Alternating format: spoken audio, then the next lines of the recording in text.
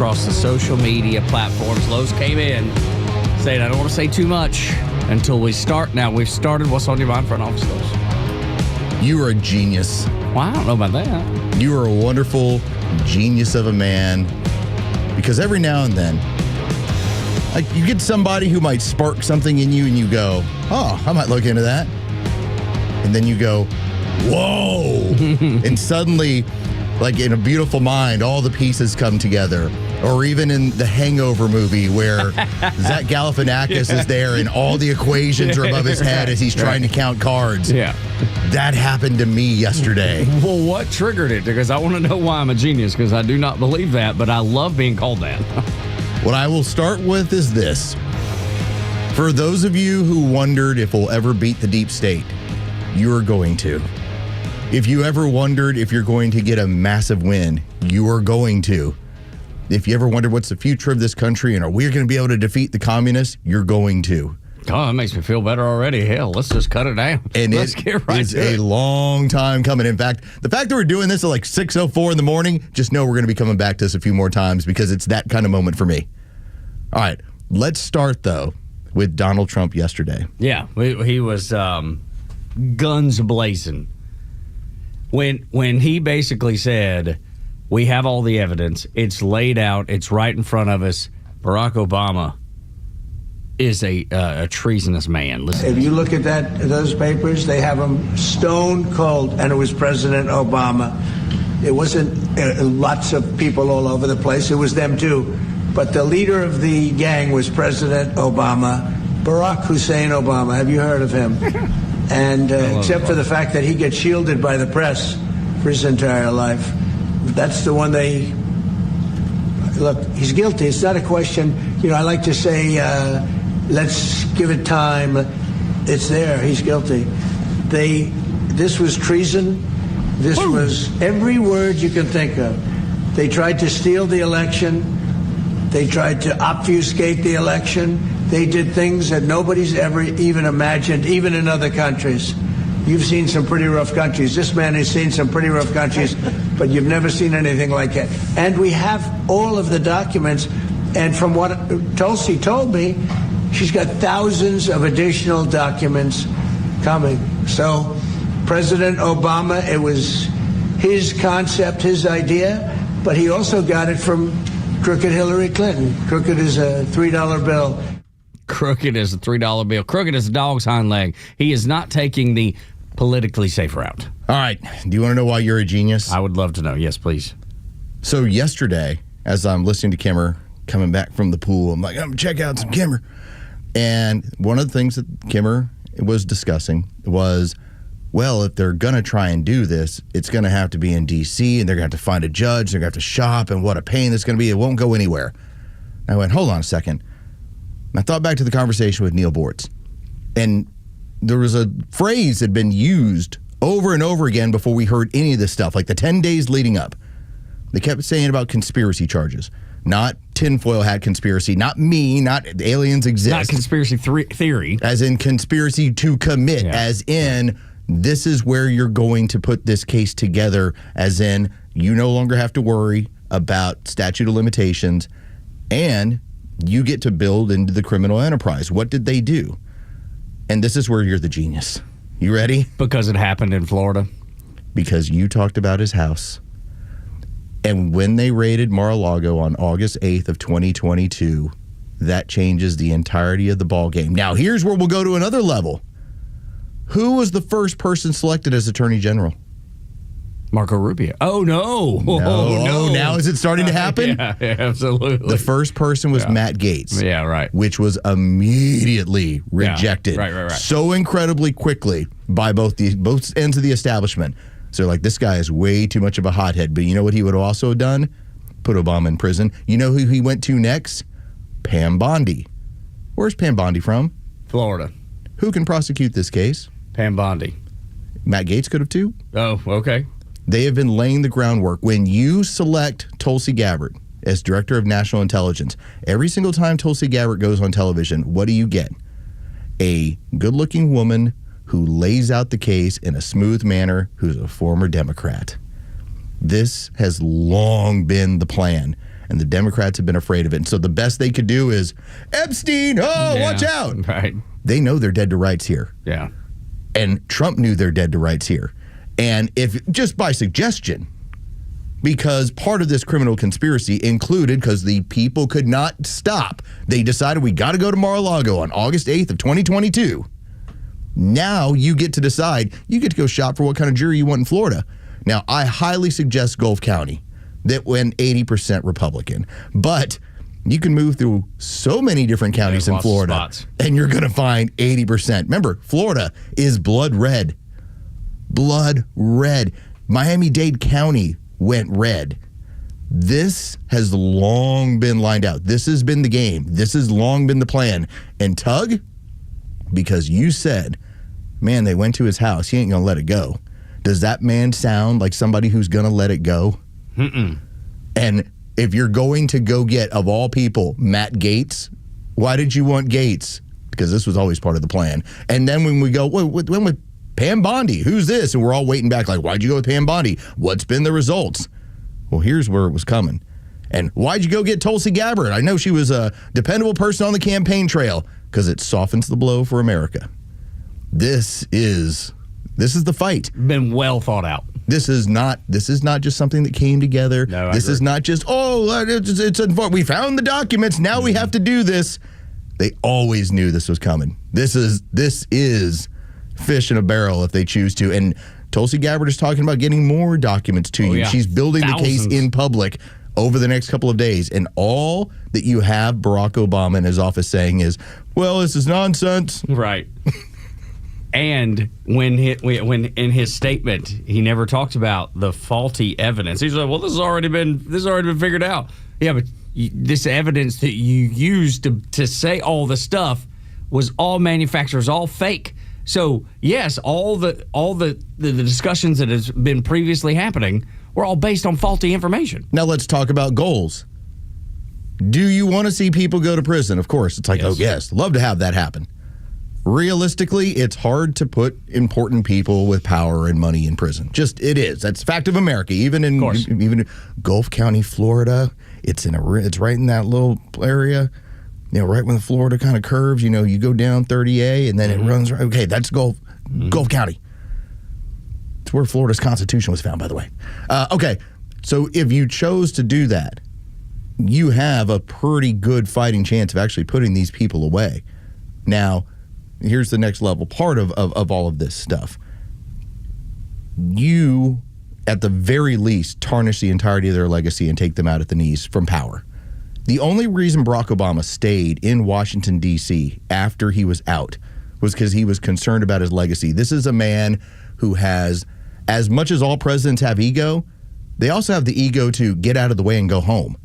This guy was like, Donald Trump's going to take a blowtorch. He's going to destroy my entire legacy. I'm going to stay in D.C. and keep working against him. Like, you got to be pretty wildly egotistical to go down that road. Right. So even if it does not end in prison, man, you put it out there about how dirty of a Chicago politician this man always has been and what he's always been about. This is Game of Thrones stuff. This is not just something that came together this week or in the last 10 days. This is years in the making, Tug. That's why you selected Matt Gaetz was first. Yeah. It's like, we want Matt Gaetz. Yeah. Would you say 4 years in the making? Start putting it all together. And again, you Tug, you're the one who's like, well, they went after his home. They're not going to let it go. But that introduces the opportunity of, as part of the criminal conspiracy to get back these documents with Crossfire Hurricane, you're going to file this in Florida. And the fact that because I heard Matt Taibbi talking to Megyn Kelly about this, talking about statute of limitations. When you start rolling in the continued conspiracy, that wipes away any concern about statutes of limitations. You don't worry about, whoa, that was 9 years ago. Yeah. Well, hold on. That was a crime. It's supposed to be within 5 years. Right. Yeah. This is the long game. And so as I'm hitting that moment last night, and it was the Matt Gaetz moment where I went, well, Oh. And I'm so impressed that it happened for you when I said, well, who was the first one? And you're like, well, Marco Rubio. Well, no, Matt Gaetz. Oh. And you're like, who is just wild ass enough? And don't give a damn. And who has called so much of this from the very beginning, because you can go back to congressional testimony. Yeah. Where he even told John Durham, hey, you're part of the cover-up here. Yeah. Gates has always been like, here's the information, here's what they did. Because they hamstrung John Durham. Even if John Durham wanted to get to the bottom of it, he wasn't special counsel for this investigation. He was never going to be able to. They were never going to give him. And Bob Barr made it a point, too, where it was, listen, you're only going to find out so much. We're going to let you do surface level, scratch at the surface, and then we're going to put a bow on it and say it's done. This is different. Yeah, this is not scratching the surface. This is drilling down. But now, does it not illuminate for a lot of people out there the difference in this is how much this is thought out? This is like 4 years of war gaming for this man and the selections he made and what's going into it. And you can listen to the left. Well, he's just dumb. He's just gruff.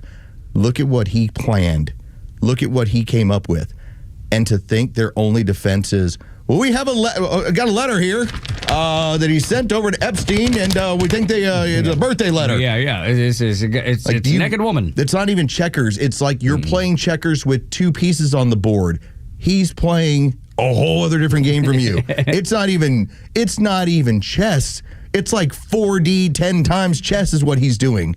And you came up with a cute little letter? Like that was your response? There's a great article a few weeks ago, I think it was USA Today, that said the Democrats have come to the conclusion that they wish Trump would have just won in 2020 so they could be done with him already, because they see exactly what you're laying out.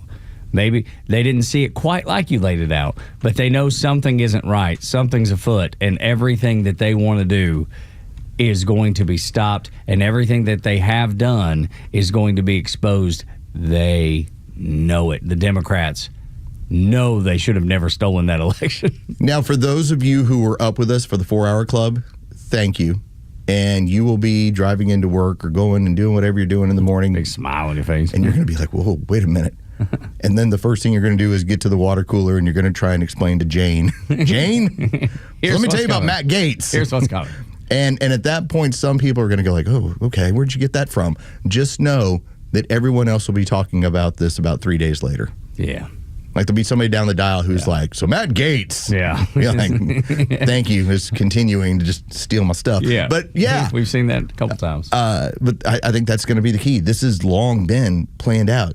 And this is going to be, like, if you're looking for an experienced person at working the law in Florida, well, here's where you would go. Who better? And then you're like, and we'll take Bondi. Yeah. And for everyone who went, well, why Pam Bondi? Well, I hear she's okay, but what is she doing? This was always the goal. Yeah. We knew what we were going to do. Epstein was nothing. Yeah. Epstein was never a huge factor. Like, fine, listen, give them the files. Give them whatever they want. Unseal them. Let them have it all. Totally great with us. This is the prime course meal right here. This is the giant porterhouse. It's not the little peas over here. It's not the little carrots over here. Not the mashed potatoes. This is the big steak. Yeah, that's right. And Donald Trump, he laid it out. That's why he used the word treasonous yesterday. He wanted you to know that he's dead serious. He wanted you to know that, yes, we are moving forward with this. This is the biggest scandal in American history. We said it yesterday.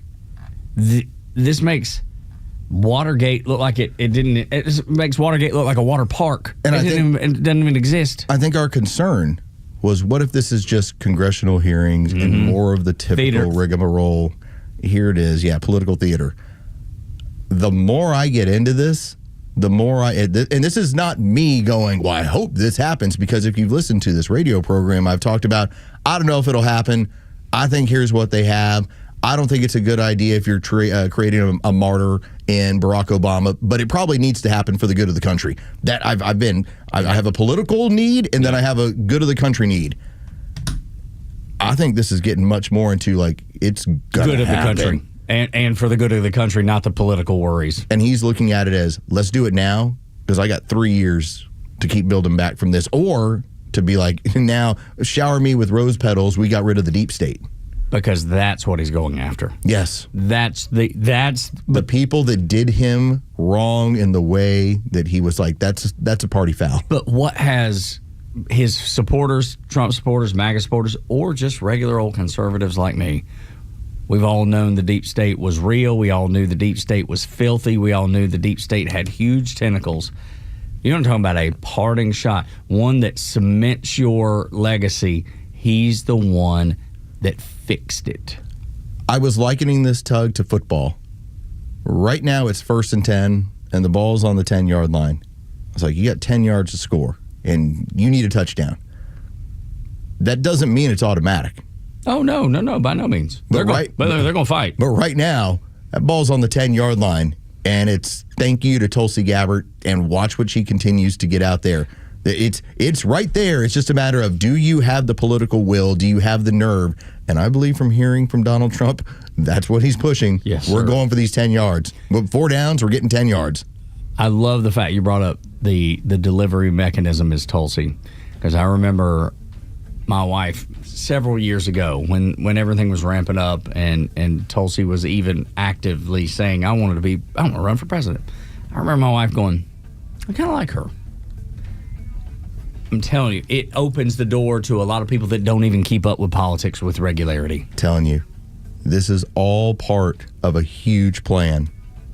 It's about imaging, it's about messaging, it's about how they're going to do it. They always knew they were going to do it, and they always knew how they were going to do it. And when they were selecting the people, this was the plan to do this. Right. Talking about football, they had the plays laid out. The first plays were scripted. Notice, you get the big, beautiful bill through, and nobody says a word, and suddenly the deep state is Epstein, Epstein, Epstein, because they knew it was coming. Yeah. And they knew, all right, listen, he just got you with that was a nice little jab, the BBB. No, the haymaker's coming. Yeah. It's coming right over the top. And this is what it is. This is the haymaker to the rest of the deep state. Tug, you're a genius, lovely of a man for getting this thing just rolling around in my head yesterday. I'm not at all, but I'm glad I can lend a hand. And then Kimmer for talking about shopping for judges in D.C., and I'm like, no, I don't think you have to do that. Yeah, that's already decided. That's already settled. Like, dude, they planned this out years ago. They've had 4 years to plan it out. 4 years to plan it out. And they have to a T. Telling you, I said Matt Gaetz, and the look on your face of like, wait a minute, this is a lot deeper than I thought it was. This is good. This is good. Keep it coming. This is the thing that you get here on Extra 106.3 and nowhere else. Well, not for at least several days, as we mentioned. Everyone else will catch up to us later. That's right. Led by Front Office Los. Here on Extra 106.3, Tug and Los until 10, 6 o'clock hours, brought to you by Subaru of Gwinnett. When we come back, Neil Port's Talk Master, only place to get him is Extra. Neil Portz is only live on Extra 106.3, bringing you daily commentary on the biggest topics of the day. Catch him throughout the day or hear his latest on the Extra 106.3 app. Good morning, it's Los. Let's talk about Tom, the honest car guy. First off, how do you get a hold of Tom? Easy. Go to honestcarguy.com or just give Tom a call. 844-SHOW-ME-1. That's 844-SHOW-ME-1. This is not complicated. In fact, the crazy part about it is that you're going to learn a whole lot about how dealerships acquire cars and then how you save money. That's really what it comes down to. All you got to do is contact Tom. You let him know, make and model. Here's what I'm looking for. And you let Tom work. Now, he can do it on his own, or he can keep you as part of the process. He'll share his computer screen and show you all the different places where that car is available around the country, auction blocks, anything that has that car, he's going to have access to. And at that point, it's about, all right, what are we talking about with features? What are we talking about with price? That's where Tom is able to help you secure that vehicle. And once it happens, you're getting it at cost. All you owe Tom is the honest car guy fee after that. That's it. That's all. That's the process. And what you will find out is the amount of fees that get tacked onto vehicles as they move closer to you. All the crazy stuff at dealerships that are now available. Hey, it's great that you can get your hair done at a dealership. You know what the problem is? You're paying for that. It's nice when you have a coffee bar. You know who's paying for that? You are. With Tom, you don't have to worry about any of this stuff. Go to honestcarguy.com. That's honestcarguy.com, or go to 844-SHOW-ME-1. That's 844-SHOW-ME-1. Hey, this is John Flading. I'm the president and owner of ATL Turf Co. We are a family-owned, operated, independent local company. We have over 15 years of artificial grass design, installation, and sales experience. From premium artificial lawns and backyards, custom putting greens, sports fields, hardscape, drainage, we do both residential and commercial.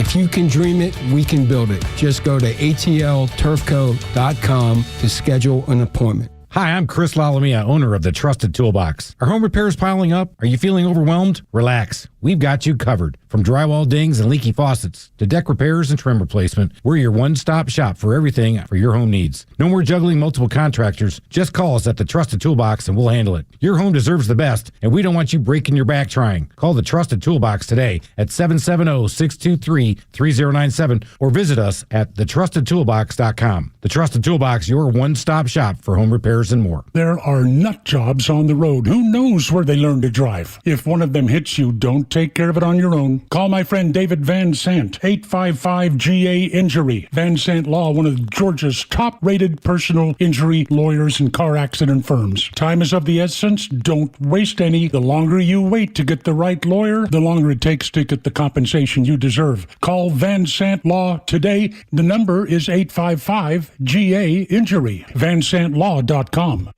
Make going back to school a little more fun as the Brewers and Marlins come to Truist Park August 4th through the 10th. The week includes the Ronaldo Lopez bobblehead giveaway presented by Coca-Cola, followed by the Ronald Acuna Jr. Funko Pop giveaway presented by Xfinity. Then head into the weekend series where it's all about the kids, including Kids Club Day on August 9th, plus 2 Kids Gate giveaways featuring the Chris Sale Triple Crown and the Kids Sliding Mitt. And the second half of August is even more stacked with more fun as the White Sox and division rival Mets battle the Braves August 18th through the 24th. Fans can look forward to 3 giveaways, including the 1995 World Series replica ring presented by Coca-Cola on Alumni Night, which will celebrate the 30th anniversary of the World Series title, a camo rope hat presented by Realtree as part of the hunting and fishing night at Truist Park, and more. Tickets start at just $10, so get yours today at Braves.com/promos. Atlanta Braves baseball. We are Braves country. You should never need financing for a simple garage door repair, but it's happening here. Out-of-town companies have invaded Atlanta for a cash grab, charging outrageous prices. Hi, I'm Dan Watkins, owner of All Four Seasons Garage, Entry Doors, and Windows. Stay local and stay on budget for every opening of your home. All Four Seasons, trusted in Atlanta for over 25 years, exceptional customer service, and fair, honest pricing. When trust matters, trust us. All the number 4 SeasonsGarages.com. The stories that matter to you. These are your Georgia headlines. Here are your Georgia headlines for Wednesday, July 23rd. Millions of dollars of drugs are off the streets. The FBI, along with local agencies, arrested 21 people involved in a drug ring across metro Atlanta. FBI agents seized over $5 million worth of drugs and $200,000 in cash from 9 homes. Police say the group was funneling the drugs into South Georgia. Georgia's State Ethics Commission dismissed a request to investigate Lieutenant Governor Burt Jones over a $10 million loan he provided to his campaign. The complaint was filed by a lawyer for Attorney General Chris Carr. Jones and Carr will face each other in the Republican primary next May to be the GOP nominee for Georgia's governor election next fall. And Atlanta-based Coca-Cola has confirmed they will be adding a cane sugar version of Coke to its U.S. lineup this fall. President Trump announced last week on social media that he had made the suggestion to Coca-Cola executives. The beverage maker also announced $12.5 billion revenue for the second quarter of this year. Today's weather, partly cloudy and hot with temperatures in the low 90s. We might cool off this afternoon with some scattered showers. With your headlines, I'm Jerry Payne for Xtra 106.3. Oh, it's a good day. I know it's a good day when I hear Huey Lewis. Because I know that means Neil Moritz is on the line. Neil, what is up? How are you? I'm recovering. Oh, no. What are we recovering from? You got cramps? Family last week. Oh, yeah. Did they throw you all off? Because, I mean, you said you had to make some adjustments for everybody who was staying with you. Oh, my God. It was great. But now it's back to Donna and me. So it's back to good. We're back to good. Yes, which is the way I plan on ending all of this. Sure. Okay, about Barack Obama. No, they're not going to arrest him. You're never going to see a perp walk. You're never going to see a mugshot. But is he complicit? Oh, hell yes, he's complicit. But there are, I think, legitimate concerns of what would happen in American society and American culture if all of a sudden we're presented with pictures of him being marched out of the wherever in handcuffs. And that has been my point, Neil. It's that while this might be for the best thing for the country politically, it might not be a great deal. But then there's also the idea that if you were to take this icon, this saint of the left, and do this to him, what does that do to portions of the country that are already, let's say, filled with some crazy people? Well, expose him. Expose him totally and absolutely. And that is worse punishment for Obama than a show trial and incarceration. Don't give him a show trial. Just expose him for what, that's in my own pathetic, weak, little meaningless way. That's what I tried to do. That's what I tried to do after he was elected. I mean, at my expense, I fly off to California to interview one of his best friends at Occidental College when the first time he ever really lived in America was what? Occidental College. Yes. When he left Hawaii to go to Occidental. Up until that time, he had never even lived in the United States. And don't give me this BS about, Hawaii is part of the United States. Ask Hawaiians. Hawaii's its own thing. Yeah. Ask them if they think they're part of the United States. You get bitch slapped. Watch out, buddy. Don't ask that question. Not in public, anyway. No, you don't want to do that. All right. So, anyway, and when he arrived here at Occidental College, this gentleman that I went out to California to interview and talk to and get to know, he was a dedicated communist. Not Obama, this guy, a dedicated communist at Occidental College as a new student. And his buddy, Barack Obama, was, by his definition, another dedicated communist, but they had two different ideas on what they were going to do. Barack Obama, again, according to this man I interviewed, wanted to introduce communism into the United States through a violent overthrow of the government. He wanted a revolution. And my interviewee said I had to convince him that wasn't going to work in America. That wasn't going to happen in America. You would have to do it gradually, through over a course of years, through legislation, through changes in societal attitudes and what have you. And then, some years later, we have Barack Obama running for president, and his team saying, from day one, we are going to fundamentally change the United States of America. What the hell is a fundamental change? Well, we started finding that out. We started saying, that doesn't mean we're gonna increase welfare spending. No, we're going to demilitarize. We're going to cut defense spending. None of those are fundamental changes. Fundamental changes are the types of things. The foundational stuff, like the Constitution, throwing it out. Yeah, exactly. So is Obama complicit? I don't think we needed Tulsi Gabbard to tell us that. But then I think the bigger question is, do you still go after the people that helped him perpetrate this? Somebody has got to go to jail. Somebody has to be held accountable, because this happens again if no one is. Okay. I would say yes, but I'm just going to ask you. I'm not going to ask you for a code section, but what was their crime? What actual criminal activity did they engage in? Well, okay, that's going to be the fun part, because if I'm launching into conspiracy to commit treason charges, first off, at this point now, I'm pretty much putting together a very similar case to a RICO case. I get the most flimsiest of ways to be able to point out, here were the treasonous acts that were occurring. And again, by the very Constitution, there's only 3 laws in the Constitution that are pointed out: piracy, treason, and counterfeiting. And they did one of them. Okay, define treason. It would be, in this case, if I'm going to work against the actual government, and in this case work against the incoming government, that would be a treasonous act. Coup seems like I'm working against I'm working against the interests of the United States government and the duly elected president. Yes. Well, levying war against the United States, of course, that could you call this waging war against the United States?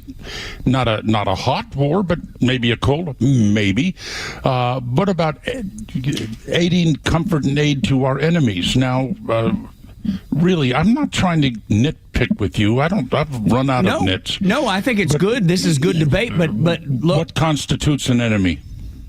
What about perjury, though? Let's start with perjury. Yeah. Lying under oath, saying that none of this stuff happened. Now, remember this about lying under oath.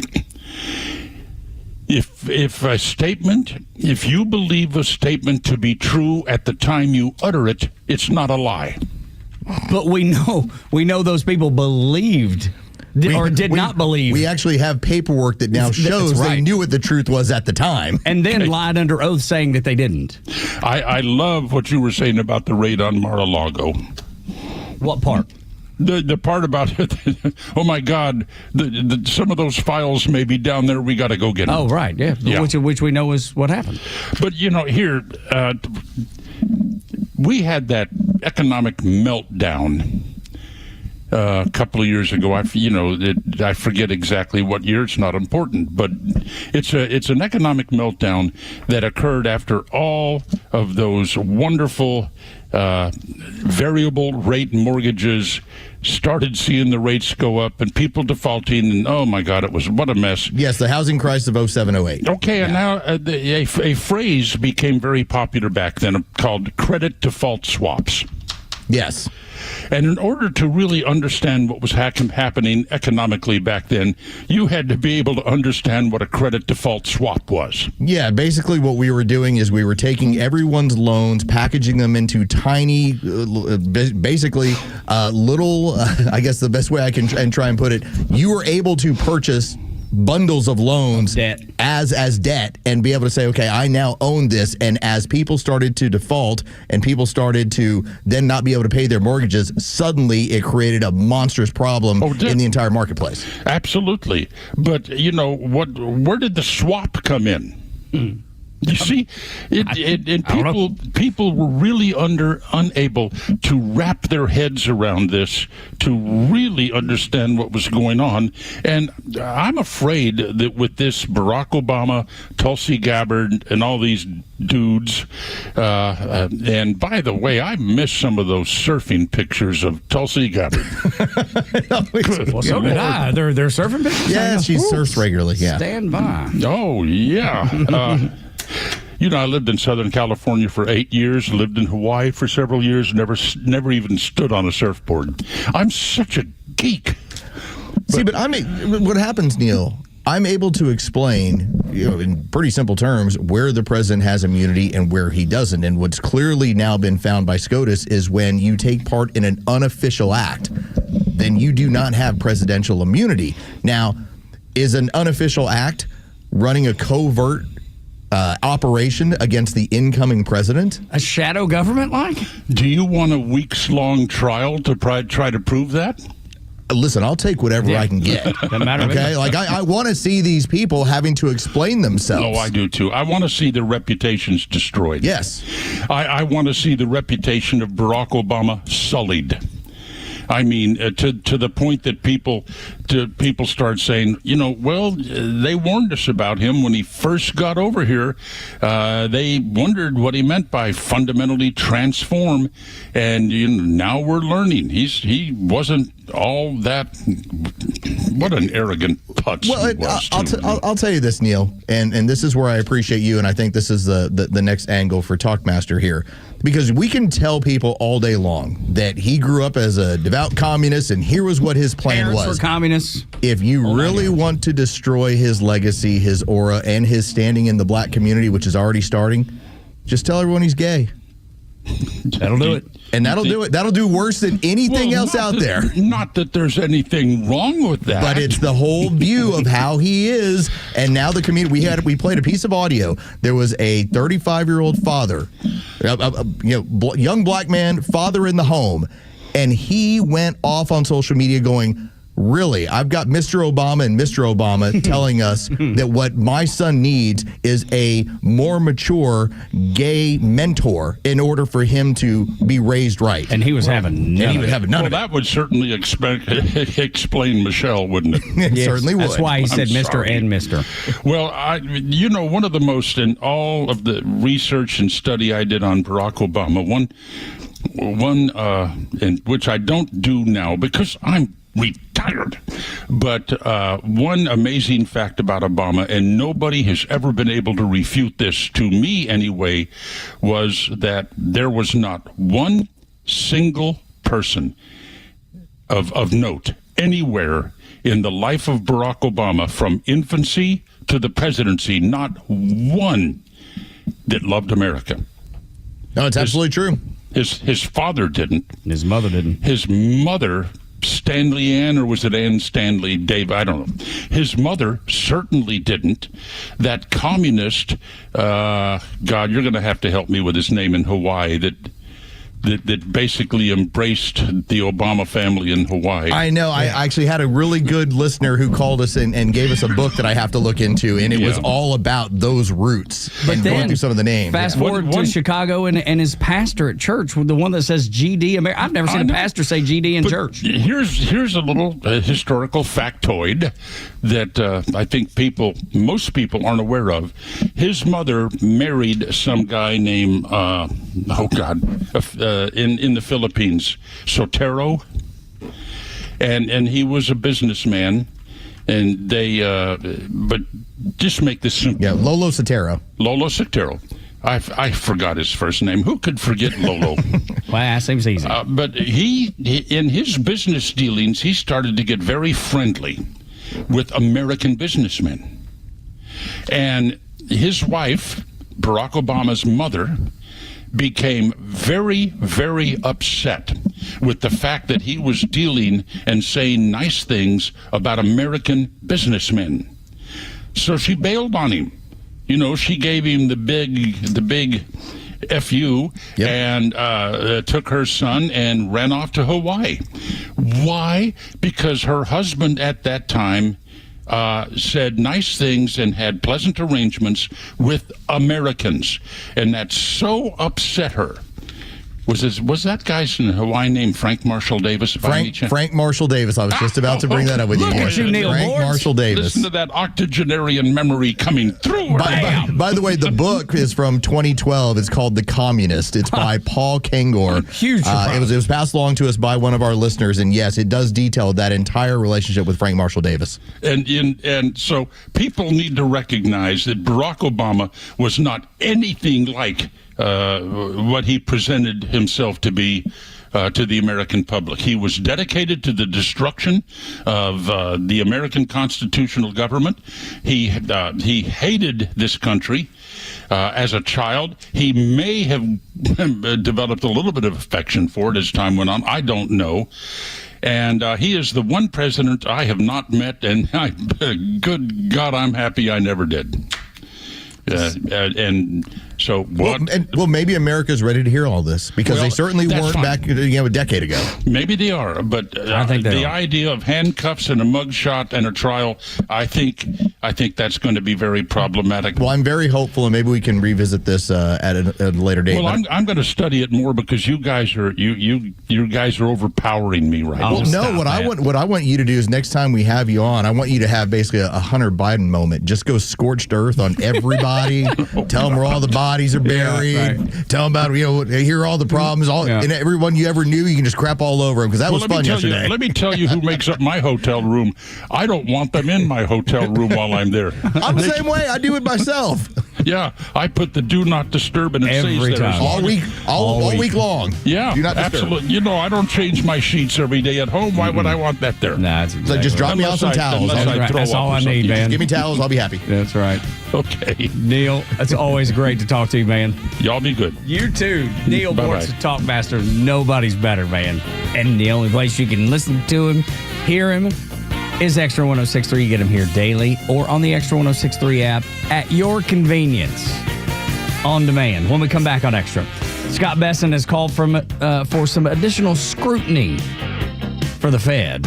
And with good reason. Next on Xtra.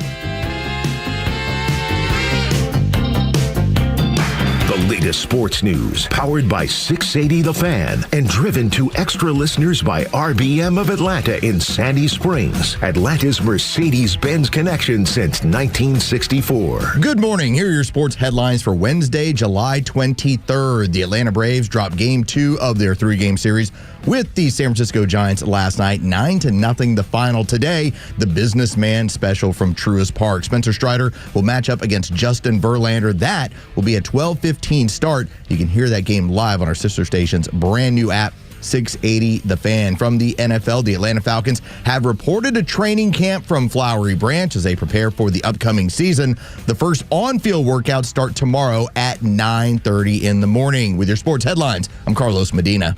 We are easing up on the end of July. Where in the world has time gone? Time is a thief. That's what I think. That's what I say, and that's what I believe. Gosh, time is such a thief, and we're seeing it play out in real time. Because at the end of July, that is when we are done with Christmas in July over at Central Heating and Air Conditioning. Your Atlanta carrier experts, 770-GET-HEAT-CentralHeat.com. Until the end of July, you still have an opportunity to get a maintenance agreement for your home or your business or both, and $10 from each agreement goes directly to Skyland Trail, providing life-changing care for those who need it most, those who are dealing with mental health challenges, helping them find a path to recovery. Central Heating and Air Conditioning, one of the few second-generation locally owned HVAC companies in Atlanta. There's a lot of them out there, been sold over the years. They still use that same local name that you might recognize. Totally different operation. Not at Central. They've been serving the Atlanta community since 1947. Here's how you work with Central Heating and Air Conditioning, where you get carrier warranty, carrier products, and carrier peace of mind. You call them at 770-GET-HEAT or go to their website. It is centralheat.com. Compact outside, the all-electric EQB 250 Plus SUV is big on space, style, and smart ideas. With available seating for 7, a digital voice assistant, and MB navigation with electric intelligence, the EQB is born from a forward-thinking family and built for yours. Get an exceptional offer on the all-electric 2025 EQB 250 Plus SUV. Just $359 per month for 36 months with $49.53 due at signing, exclusively from RBM of Atlanta in Sandy Springs. Contact RBM of Atlanta for details on this vehicle and many other models during the Mercedes-Benz Dream Day sales event at RBM of Atlanta in Sandy Springs, extended through July 31st. Special lease rate available only to qualified customers exclusively from Mercedes-Benz Financial Service through RBM of Atlanta, Sandy Springs through July 31st, 2025. Excludes tax, tag, title, and Georgia Lemon Law fees. Contact RBM of Atlanta for details on this and other exciting offers. Visit us at rbmofatlanta.com or call us at 770-390-0700 for details. Military veterans are eager to transfer their skills and experiences to civilian life, but lack trusted connections to expedite their path to success. That is, until they meet the Warrior Alliance. The Warrior Alliance goes the extra mile to reach veterans in their communities so they do not have to take this journey alone. With over 40 partners across 10 service areas, your donation goes a long way toward achieving maximum impact for a veteran and their family. Go to thewarrioralliance.org to donate today and commit to helping the Warrior Alliance change thousands of lives for the better. You protect your physical health by choosing your doctors carefully. Protect your financial health by choosing an attorney carefully. An accident can be very costly. You want to receive the compensation you deserve. Call Van Sant Law. My friend David Van Sant will take care of you, trust me, very well. The number is 855-GA-INJURY. The website is vansantlaw.com. In the event of an accident, it could be the most important phone call you make. For nearly 2,000 severely injured veterans, everyday life has become filled with barriers. So we build specially adapted homes at Homes for Our Troops. And thanks to our donors and supporters, this life-changing gift of freedom is provided mortgage-free to these veterans. But we need you to join us, too, in completing this important mission. Please visit hfotusa.org and help build homes and rebuild lives. Hey, Atlanta's Mark from the Safe House. I have a question for you. Am I the only person pissed off with the mainstream fake news, liberal judges, and whiny liberal politicians who don't realize why Donald Trump is president, and fake safes? And you may wonder, why fake safes? Well, a fake safe is like Joe Biden, cheap and ineffective. A real safe from the Atlanta Safe House is like Donald Trump, tough, effective, and provides peace of mind when you need it the most. So drop by Atlanta Safe House and check out the largest selection of safes in the Southeast and see what a real safe looks like. So go to atlantasafehouse.com. From the latest breaking news to the conservative voices you know and trust, your best new follow on social media is Xtra 1063. We're at XTRA 1063 on Twitter, Facebook, TikTok, Threads, and LinkedIn, and pretty much any social media you scroll through every day. And we drop exclusive giveaways, new daily content, and the latest breaking news from Georgia and across this great nation. Interact with your favorite Xtra personalities. Get the latest on our live events and so much more. Follow at Xtra 1063 across all your social media and keep up with Atlanta's only conservative voice. Tug and Los until 10 on Xtra 1063. We've talked about this quite a bit. Just the fact that they did renovations to the Federal Reserve building, and it was, what, $2.4 billion? $3.5 billion. $3.5 billion. Unbelievable amount of money for a government building. It sounds like the money they would spend on, I don't know, a very nice football stadium for a very profitable NFL team. The only reason I remember is that everyone keeps making the comparison to Jerry World, which, again, was built 20 years ago, but that was like $1.5 billion. Yeah, it's freaking nutso, man. And the Federal Reserve, their expenses, and you'll hear from Scott Bessent here in just a moment, their expenses just in general are up 4 times since what they were back in 2004. So they just continue to spend more money and more money and more money. It makes you wonder when you have not just like a $1 million upgrade, or, hey, they're spending $10 million to renovate this. No. Like, that's a pretty sizable project to spend. Yeah. Hey, we're doing $50 million to retrofit this mall. We're going to turn it into housing. It's going to be all apartment complexes. $3.5 billion?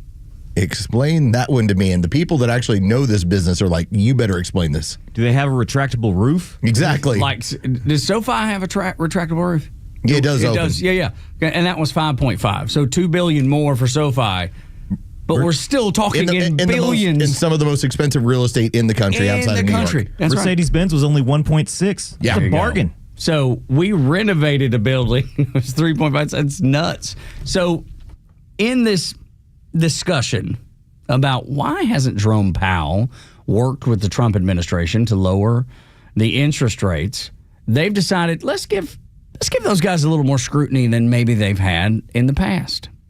And this, as we've discussed, they can't fire him because he's an independent guy, but they can put a little extra pressure on him, and I believe that's what this is, because they have called, Scott Bessent has called now for an internal review, baby steps of the ultimate goal of having him resign or fired for cause. To be clear, I am calling for an internal review, and I think that this could be Jay Powell's legacy, that the Fed, since the great financial crisis, has had what I call gain-of-function monetary policy, and the expenses have gone up a lot. The Federal Reserve Board expenses since 2004 are up 4x.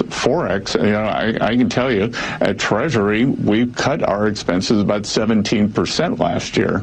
So I think that this is a chance the Fed does a regular review of their monetary policy framework. I think that this is a good opportunity for Chair Powell's legacy to do an internal review of all the Fed's operations away from the monetary policy function. Okay, so they want to look at what's going on. Again, this is just baby steps to go, hey, we're looking at you. We're paying attention to you. And I love what he said. The thing that'll get looked over more than anything else is when he said gain of function. He planted that word strategically because that's one of those words right now that's in the lexicon. It's in the vocabulary. It's a buzz going. It's a buzz. What did he say? Gain of function monetary policy. Oh, wait. Doesn't that sound COVID bad? This was used in a way that you didn't care for how it Frankensteined on you. Absolutely, man. He's freaking genius. Let's test what happens when we print trillions of dollars. Freaking gain See of if this function. thing's contagious. Of everything that he said, that's what stood out to me the most. That was the one that was waving, saying, yep, we're on to you, and we're not going to let this go. Fauci might have got away with it. You ain't. You're not going to get away with it. We need a paper trail here. That's right. Like, this isn't throwing money down into some dark program or some CIA-backed, institution of something to do. And it's like, no, it's a building. I need to know where this money went. And look at all the things you touched on just by him using that line. I love it. If there's a bigger cheerleader for Scott Bessent in this town, I don't know who it is. Dude, I love the guy. I think he's everything he does is just so. Tell me, I love the smarminess. Absolutely. Well, but it's not in a way where it's not backed by intelligence and informational. I would say this: he's got informational superiority on a lot of these situations. Gosh, dude, yeah. Like he's the one who starts telling you what's going on. That's exactly right. And I love the fact that he doesn't speak down. Like, though he's that smart, though he knows it inside out. When I listen to him, I'm not insulted by the way he speaks about it because he lays it out in a pretty simple manner that even a buffoon like me can understand. Well, I think the smart portion of what he does is, yes, he is talking to the person who's interviewing him. It's like I pointed out, look how J.D. Vance always says the person's name. But he's still not talking to that person. No. He's talking to you. That's exactly right. Now, he might say, listen, Tug, and then make the point. Now, if you happen to get the point, that's great, but more than likely you're going to be on a different end of the aisle, and so you're just asking the question as a gotcha moment. These guys know how to talk to you while also talking to the broader audience. Can I make a parallel? It's like when you're talking to somebody and they put their arm or hand on your shoulder. Yeah. Like, I'm engaging with you. Like a pimp does. We're kind of like that. Yeah. Maybe kind of like that. Lovingly. It's very, very loving because most pimps are very loving, I'm sure. I'm about to slap you. Yeah, that's right. You're about to get some informational slap. But that's the thing. Like when somebody touches you as they're speaking with you, it's, hey, I'm engaging with you. I'm more than engaged with just our conversation. I like you. And I'm actually physically touching you to let you know that. In a lot of ways, where a coach will bring you in because it's now time to have that conversation about this is what I need out of you, or here's the reason why I'm making this move, or this is why you're sitting down. Yeah. And somebody else is playing. Or vice versa. Let's say it's the flip. This is why I'm putting you in. Or this is why I'm about to backhand you verbally. That's right. Scott Bessent. So awesome. He may be my favorite person in the whole administration. He's Treasury pimp. That's right. Scott Bessent. Send him to the Sunday shows. He's got like those shoes, the platform shoes with the fish tanks in the bottom. Just rolls up in. What is the movie that we love so much with the dude who whips his belt off and smacks you in the face with it? Pootie Tang. Pootie Tang. Yes, that's what he does on Sunday shows. Cracks you with the belt, puts it all back into his pants in one motion. And it's so smooth. It's so level and even keeled. Dude, Pootie Tang. We didn't expect Pootie Tang to get brought up at... Got into the 6 o'clock hour. 6:56. That's usually a 9 o'clock discussion, Pootie Tang. If you've never seen it, I don't know if I should encourage it or not. I don't know if I can suggest it. Yeah. There are parts that are kind of funny. Yeah, no, it's great. I love it. Presbo lashed out at Donald Trump, but the woman who showed you the evidence, she had something to say about that. Next on Extra. Start your day with Tug and Los on the Morning Extra from 6 to 10. Then it's Glenn Beck, Clay and Buck at noon, and the Kimmer Show on your ride home from 3 to 6. And hang out every night for Jesse Kelly at 6 and Jimmy Fela at 9. And stream it all live in crystal clear HD on the Extra 106.3 app. Experience luxury like never before behind the wheel of a brand new Cadillac from Jim Ellis Cadillac. From the iconic Escalade to the innovative electric Lyric, Jim Ellis Cadillac offers the models you know and love, along with the latest in luxury EVs. And the buying experience just as luxurious as the Cadillac name itself. With great prices, a great selection, and a team of knowledgeable sales associates, You'll love shopping at their showroom, conveniently located on Peachtree Boulevard, just inside the perimeter. Prefer to shop from home? Visit JimEllisCadillac.com, where you can browse all the latest offers and even start or complete your entire purchase online with the Jim Ellis Expressway. Want to try before you buy? Schedule an at-home test drive and enjoy the convenience of home vehicle delivery. Luxury is waiting. Experience it today at Jim Ellis Cadillac. Jim Ellis Cadillac, where you can always expect the best.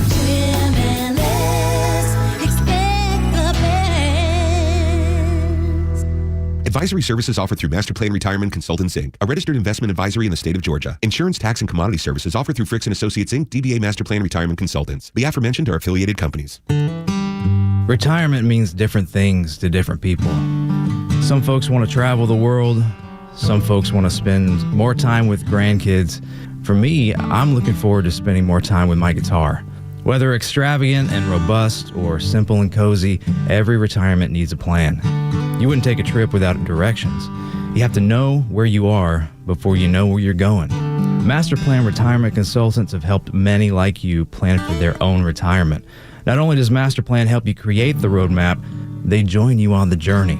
So whether you want to travel the world, become a pickleball champ, or just looking for a good porch, a sturdy rocking chair, and an acoustic guitar, remember to plan well, because the destination is worth it. Visit masterplanretire.com to schedule your complimentary consultation today. You ever stop and think, what happens when a nation forgets its own story? We lose our identity. We lose who we are. And sadly, that is what's happening in America right now. And that is why I am so grateful for PragerU. As we approach our 250th birthday, they are leading the charge to restore truth, real American history, patriotism, and common sense. We know this poison is killing our country, but what do? Well, PragerU launched an amazing initiative called America 250, and I want you to get involved like I have. They offer daily challenges and powerful short videos, all for free. And I want you to know I'm involved. I've made some videos and will be making more from our museum in Dallas. I love what they will teach you and your family, the Constitution, the Founding Fathers, and the principles that our country was built on. We are in a battle for America's soul, and thank God for PragerU. Go to PragerU.com/Glenn. Share it with friends and families, especially young people. It's free and it takes just minutes. Let's teach the truth before it's forever forgotten.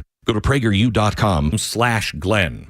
You could save big when you bundle your auto, home, motorcycle, RV, or boat. Visit Progressive.com. WFOM and W292EV Marietta, a Dickey Broadcasting Station. This hour is presented by Van Sant Law, VanSantLaw.com.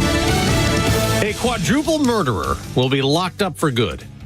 I'm Dave Anthony, Fox News. Brian Kohberger will get life in prison today after a sentencing hearing. We don't know exactly how many victims' family members will actually speak today. Fox's Chanley Painter outside the court in Boise. He will have an opportunity to address the court if he wants to, but highly unlikely he actually will. This all comes after the 30-year-old agreed to plead guilty to save his own life from a potential death penalty after admitting to the brutal stabbings of 4 University of Idaho students in November 2022. But that agreement didn't require him to admit much of anything else, especially any details. Israel's military just admitted it did hit Gaza's only Catholic church by accident last week in the war against Hamas, blaming an unintentional deviation of munitions that hit the church, killing 3 people and injuring the parish priest. More than 100 aid groups are warning of starvation in Gaza and malnourished Palestinians. And say working with Israel to distribute aid faces too many obstacles. Israel admits far fewer supplies are reaching Gazans than before, but it points to the aid agencies themselves for not getting it to the people. Gaza's Hamas-run health ministry says dozens have died of malnutrition in recent days. That's Fox's Jonathan Savage. President Trump's worked out another deal with another country. I just signed the largest trade deal in history. I think maybe the largest deal in history with Japan. Saying the Japanese will invest $500 billion in the U.S., and instead of a 25% threatened tariff, it'll be 15% on imports from Japan. And while announcing another trade deal with the leader of the Philippines, the president turned his focus and ire at what he calls the Russia hoax. Barack Hussein Obama is the ringleader. Accusing the former president of treason, saying it's time to go after people, and amid renewed allegations the Obama administration misled the public in their investigation into Russian interference in the 2016 election. An Obama statement calls it bizarre and outrageous and a weak attempt at distraction. America's listening to Fox News. He's coming. Here he comes.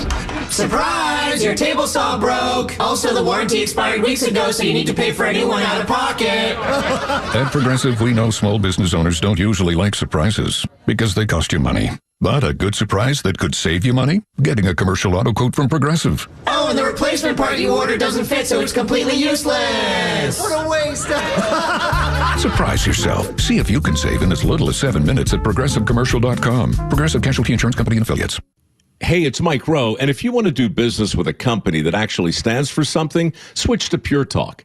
I did. Sure, I appreciate being on America's most dependable 5G network with unlimited talk and text for just $20 a month. But what I really appreciate is Pure Talk's commitment to our military and to our skilled workforce. That matters to me. Save 50% off your first month when you dial pound 250 and say keyword Mike Rowe. Pure Talk, a wireless company that actually stands for something. No need for traffic updates. We always steer you right. It's the Morning Extra on 106.3. Oh, my gosh. We lost Ozzy Osbourne, y'all. The last song that they sang at that Black Sabbath reunion, which was a fundraiser for Fire Aid and Farm Aid. I forget what the number was, but it was the biggest charity concerts money raiser ever. I mean, it was bigger than the Live Aid. It was bigger than Farm Aid. It was bigger than all of them. And it was Ozzy's goodbye to everybody. Because at the very end of it, he was like, we're going to do it one more time. They played Paranoid. He's sitting on that big throne thing. And at the end, he was like, thank you all. God bless you all. And then days later. And he's checked out about 2 weeks later. Gosh, man, how crazy. What a way to go out. No doubt. We had the biggest fundraiser ever. We had this discussion after that show had gone on. We talked about what he was doing and God bless you all. And we're like, well, he's the Prince of Darkness. Yeah. But we talked about how wild it must have been during the 1970s where you couldn't just be a talented artist if you were in rock. Like they had to make you a little bit more out there. They had to give you some sort of shtick. So Ozzy spent the better part of the last 20 years showing you, no, he's just kind of a family guy who hangs around the house, is beaten down by his kids the way you are. Same thing. You were busy talking about him biting bats' heads off, being the Prince of Darkness, and he's just very busy. Sharon! It's like that was a totally different side. In the same way as we talked about it at the time, Alice Cooper likes to play golf. And he's really good at it. And that's he's sitting there with the dark eyeliner and wearing the leather, and he's got all this stuff on him where you're like, oh, that man's dangerous. Yeah. No, that man's name is like Gerald, and he likes playing golf. Yeah, I think it's Vincent. Vincent, yeah. It's like Vincent Gognier, and he's like, I like golf, but they made me into Alice Cooper. And they would give me that guillotine on the stage, and right. I'd put those mannequins in there and chop off their heads, and but... It's a character. It was. And Ozzy Osbourne was playing this character, yet, don't get it twisted, extremely talented dude. Without a doubt. But also so strung out on drugs. Oh, yeah. That I don't know if he bit a bat's head off or not. I know that's the legend. Nobody's actually sure if it actually happened. But that was the legend that followed him, and he was a mess. And I think that's probably what he succumbed to. Ultimately, he killed his body by ingesting everything. He definitely ran through it. Do you remember the better part of about 20 or 30 years? Motley Crue said when they opened up for Ozzy on tour, and this was in the 80s, 86 maybe, 85, somewhere in there, they said that the craziest thing that they'd ever seen Ozzy do, because they were asked, they're like, you toured with him, it was great. He was like, he snorted a line of ants. That's what I'm saying. That's the story they tell. That's the craziness of what he was doing because he was so strung out on drugs and alcohol. And finally, he was able to sober up, and that's when that whole different side of Ozzy came out in that show. Yeah, what was it, Meet the Osbournes? Yeah. Which, for the time being, when it came to reality television, and here was the joke around about it, that made it, and it really kind of opened the door for so much other programming of like where you saw celebrities living a different life. Yeah. To bring it back to politics, that's also part of what gave you The Apprentice. Yeah, it is.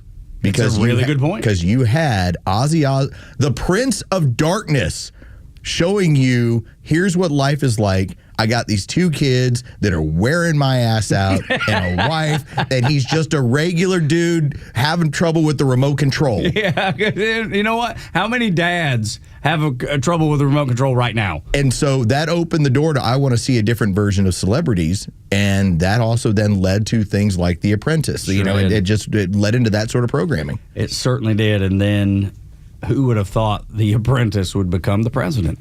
And he did. It's a wild story, isn't it? It's nuts. And they were so afraid of this man who would say you're fired on TV that they were like, I've got an idea. Here's what we do. Let's tell people that the dude that was on The Apprentice was a Russian asset.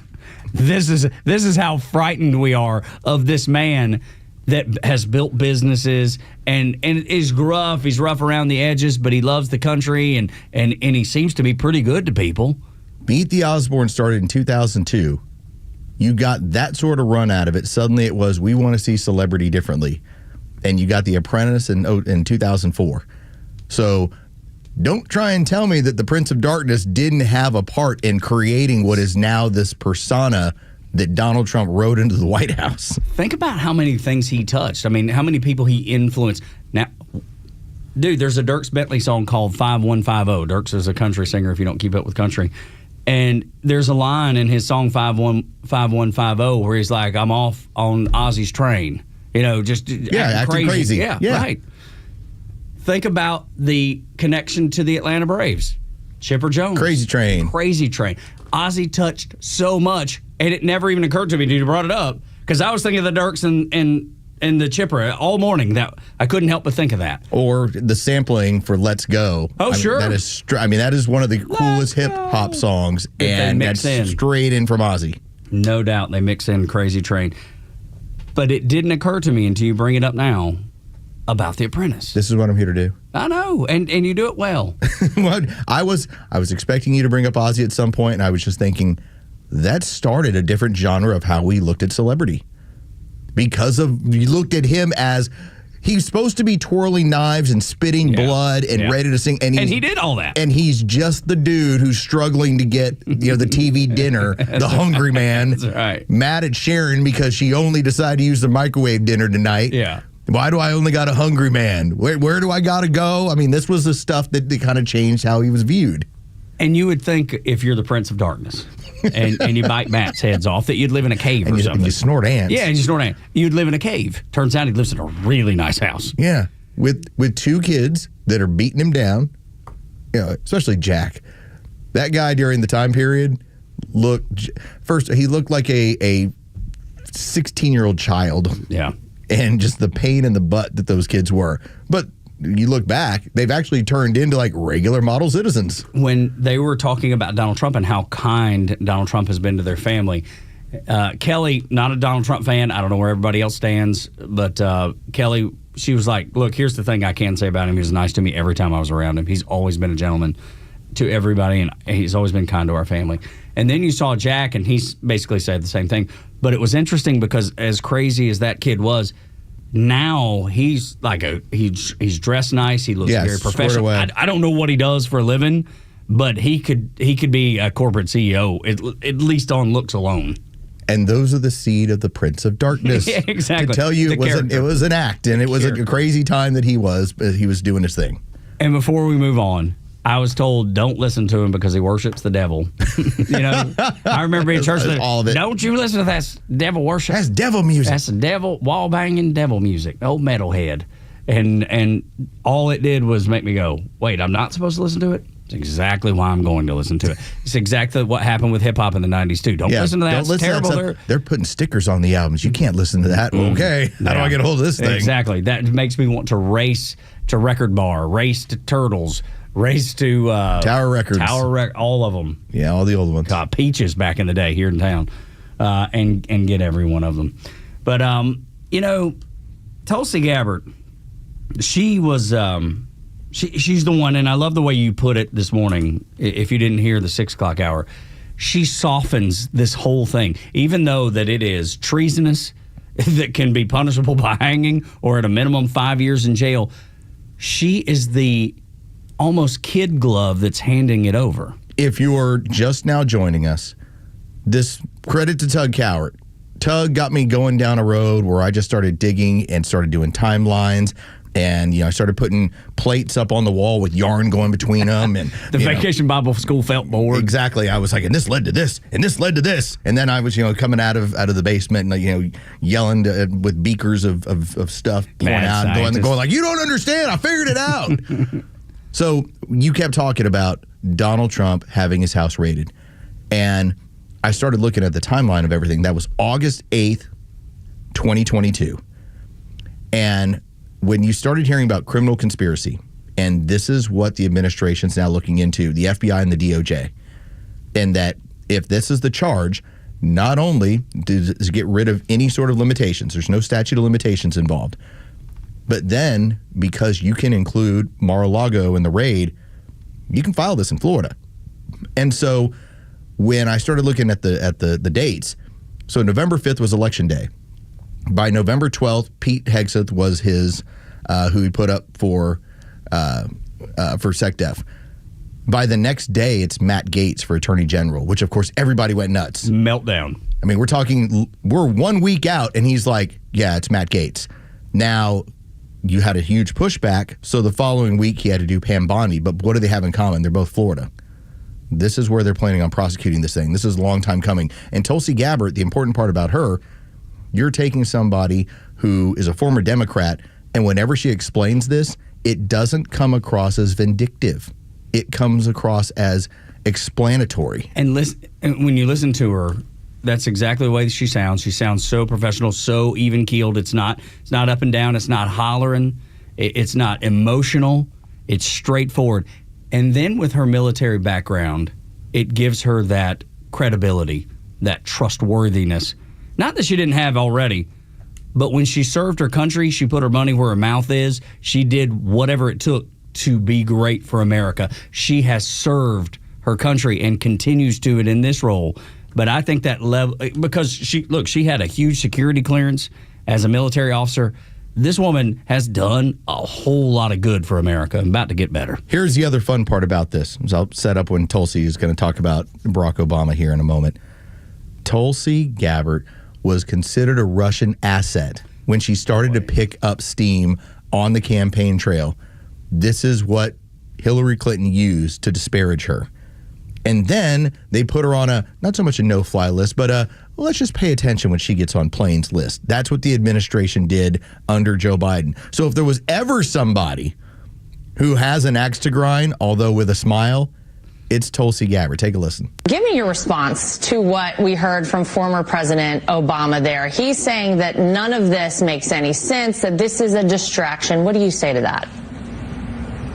It's the art of deflection coming from former President Obama, as well as his friends who are still in Congress today, and Senator Warner and Congressman Jim Himes, really all basically saying that exact same statement, which doesn't actually address the issue that was revealed in great detail in the over 100 documents that we released last week and the documents that we will be releasing later this week that point to the undeniable fact that you laid out in your introduction to this segment, is that the intelligence community had one assessment, that Russia did not have the intent or capability to try to impact the outcome of the U.S. election leading up to Election Day. The same assessment was made after Donald Trump was elected by the American people as president in 2016, defeating Hillary Clinton. And it wasn't until after that pulled President's Daily Brief document that you referenced that the Principals Committee was called in the National Security Council, and President Obama then directed Obama's DNI James Clapper to lead the effort to create this new intelligence community assessment. They took the Daily Brief that was supposed to be headed to Trump, and they illegally altered it so that they could give them a way into his campaign. And they backed it up with a fake ICA. You heard her talk about the Intelligence Community Assessment, the ICA. When they ordered that, there was no Russia collusion in there, all that stuff. And when they ordered a new one, it was supposed to take about 9 months. They did it in 3 weeks. Because they knew what they needed in there, they put it in there. And I would go back when she talks about Barack Obama and his statement. She says this is a distraction. Distraction from what? What are we distracting from? What a hollow statement to make. There's nothing to distract from. What are you talking about? Could this be I don't know, a case that is probably bigger than Watergate? When I tell you that this was the most corrupt administration in the history of this country, to know that Barack Obama was part of it as much as anybody. He's probably the one making the call on all this stuff anyway. Absolutely was. And John Brennan handpicked all the people to write the ICA, the one that he knew what the outcome was going to be to begin with. You had CIA agents saying, no, this is not right. This is not how this is done. Not how it's supposed to be done. And that's why these whistleblowers are coming forward, because they knew it at the time and they know it right now. We had an initial person who had reported back to this, and this was like 2 weeks ago. We said how they went, and I believe it was like they went to a magazine and were like, here's what happened, and this is not the way it was supposed to happen. All right, now that the trail is where it is, like this thing is as hot as it gets. Now it's turned into more people saying, yeah, I also disagreed with the timeline. This is not the way that we do this here, but it was the way it was directed out of their offices. And if you look at the discussions that go on between those CIA agents and John Brennan, they told him at the time, they said, look, if you do this, if this is rushed and put out to the media, it is going to politicize the intel community like we've never seen before. And every one of those agents were exactly right, because look what happened. They knew it the whole time. John Brennan knew it the whole time. Obama, Clapper, Hillary, they all knew it. And why was this done? What is the big reason? Barack Obama was concerned not just about power. Obviously, they were leaving. He was concerned about legacy. He was concerned about, what will Donald Trump do to my legacy? I just spent 8 years as the greatest thing since sliced bread. I'm the most amazing president that's ever been. What is he going to do to my legacy? Because remember, Donald Trump, part of what he was talking about on the campaign trail leading up to that victory wasn't just about a wall, wasn't just about getting immigration under control. He was talking about getting rid of Obamacare. Like, he was talking about the stain that was so many Barack Obama policies going away. That man engineered all of this to protect his legacy. Like, what a wild amount of ego when for 100 years every president leaves D.C. He was like, I'm staying and I'm protecting, and I'm going to figure out a way to make this problematic for this guy. Dirty as low as you can possibly be. There's not anything lower or anybody lower. Maybe he and Hillary are neck and neck, but both of them are such traitors to their country. So when this case does get filed, I wish there was a federal courthouse, but there is a county in Florida where it should be. We'll talk about that next, which county it should be, as well as the Democrats are stealing from their own voters as that USAID money dries up. Next on the Morning Extra on Xtra 106.3. When conflicts escalate around the world, don't let the mainstream media scare you into believing their narrative. Get it right with Atlanta's only conservative voice. And trust the Morning Extra, Glenn Beck, Clay and Buck, The Kimmer Show, and our entire lineup to give it to you straight. Don't buy the fear. Just keep it here. Xtra 106.3 FM and the all-new Xtra app. Pretty much a flip of the coin whether we get rain today. And right now, if you flip it in favor of rain, at least if you're at the Battery Atlanta like we are here at Dickey Broadcasting, I can see the rain on the windows already. So flip of the coin as to whether it rains where you are, 50-50 shot. Where does that leave your roof? Is it a 50-50 shot whether water gets into your house? The worst thing that could possibly happen? There's nothing worse than water getting into your home. Just thinking about all the mold and mildew and the problems that arise with that. Just there's a laundry list of things that can go wrong. Well, here's the thing. To get it fixed, you can do it quickly. They're waiting on your call at 877-9-SOUTHERN. SouthernExteriors.co is their website. Over 200,000 jobs in Atlanta. They take care of roofs. They fix that spot that the water's coming in on rainy days like today. That's why I say don't flip the coin. Don't gamble on this. Get it done today. Call Southern Exteriors, 8779 southernexteriors.co. But they do, the other stuff as well. Windows, doors, siding, roofing. They do it all. Millwork. They can take care of it. Don't let the rain in the house, though. That's the mission today. If you've got a mission for the day, that is it. Make sure the rain stays out of your house with Southern Exteriors. 8779 southernexteriors.co. The summer's got you thinking about hitting the road. And with back to school right around the corner, you need a vehicle built for the road and safe enough for the family. And Subaru of Gwinnett has it for you. Like the 2025 Subaru Outback, which will take you as far as you want to explore with standard symmetrical all-wheel drive, plus up to 32 miles per gallon. And if you're up for adventure, it'll get you off the beaten path with up to 9.5 inches of ground clearance, more than the Honda CR-V or Toyota RAV4. Or the 2025 Subaru Forester, the SUV for all you love. It's the right-sized SUV for all the adventures ahead, with a spacious and comfortable interior for everyone you want to bring along. And no matter where adventure takes you, it starts on Satellite Boulevard in Duluth with the amazing staff at Subaru of Gwinnett. They'll help you find the Subaru that you'll love and be there every step of the way for everything you need. Start your shopping online at SubaruofGwinnett.com.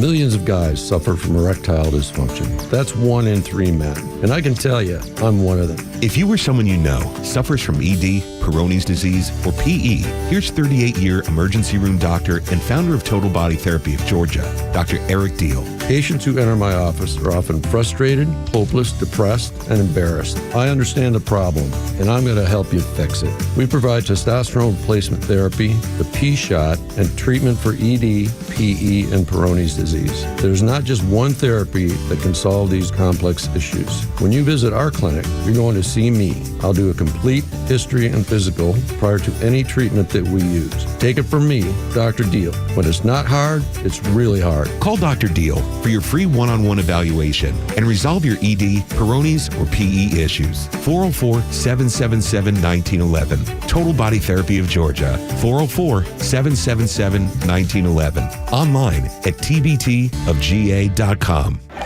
Good morning, Mike. What you eating? You gotta try this.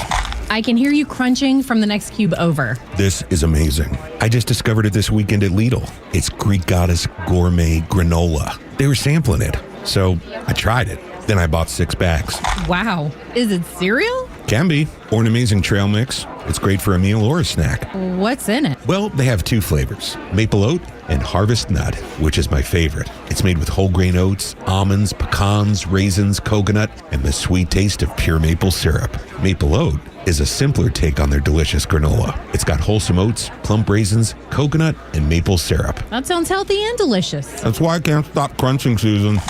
Greek Goddess Gourmet Granola. It's a breakfast or on-the-go snack you can feel good about. It's dairy-free and gluten-free, and with only 2 grams of added sugar per serving, even your belly will love it. Pick some up at Lidl, Amazon, GreekGoddessGourmet.com, or at specialty stores near you.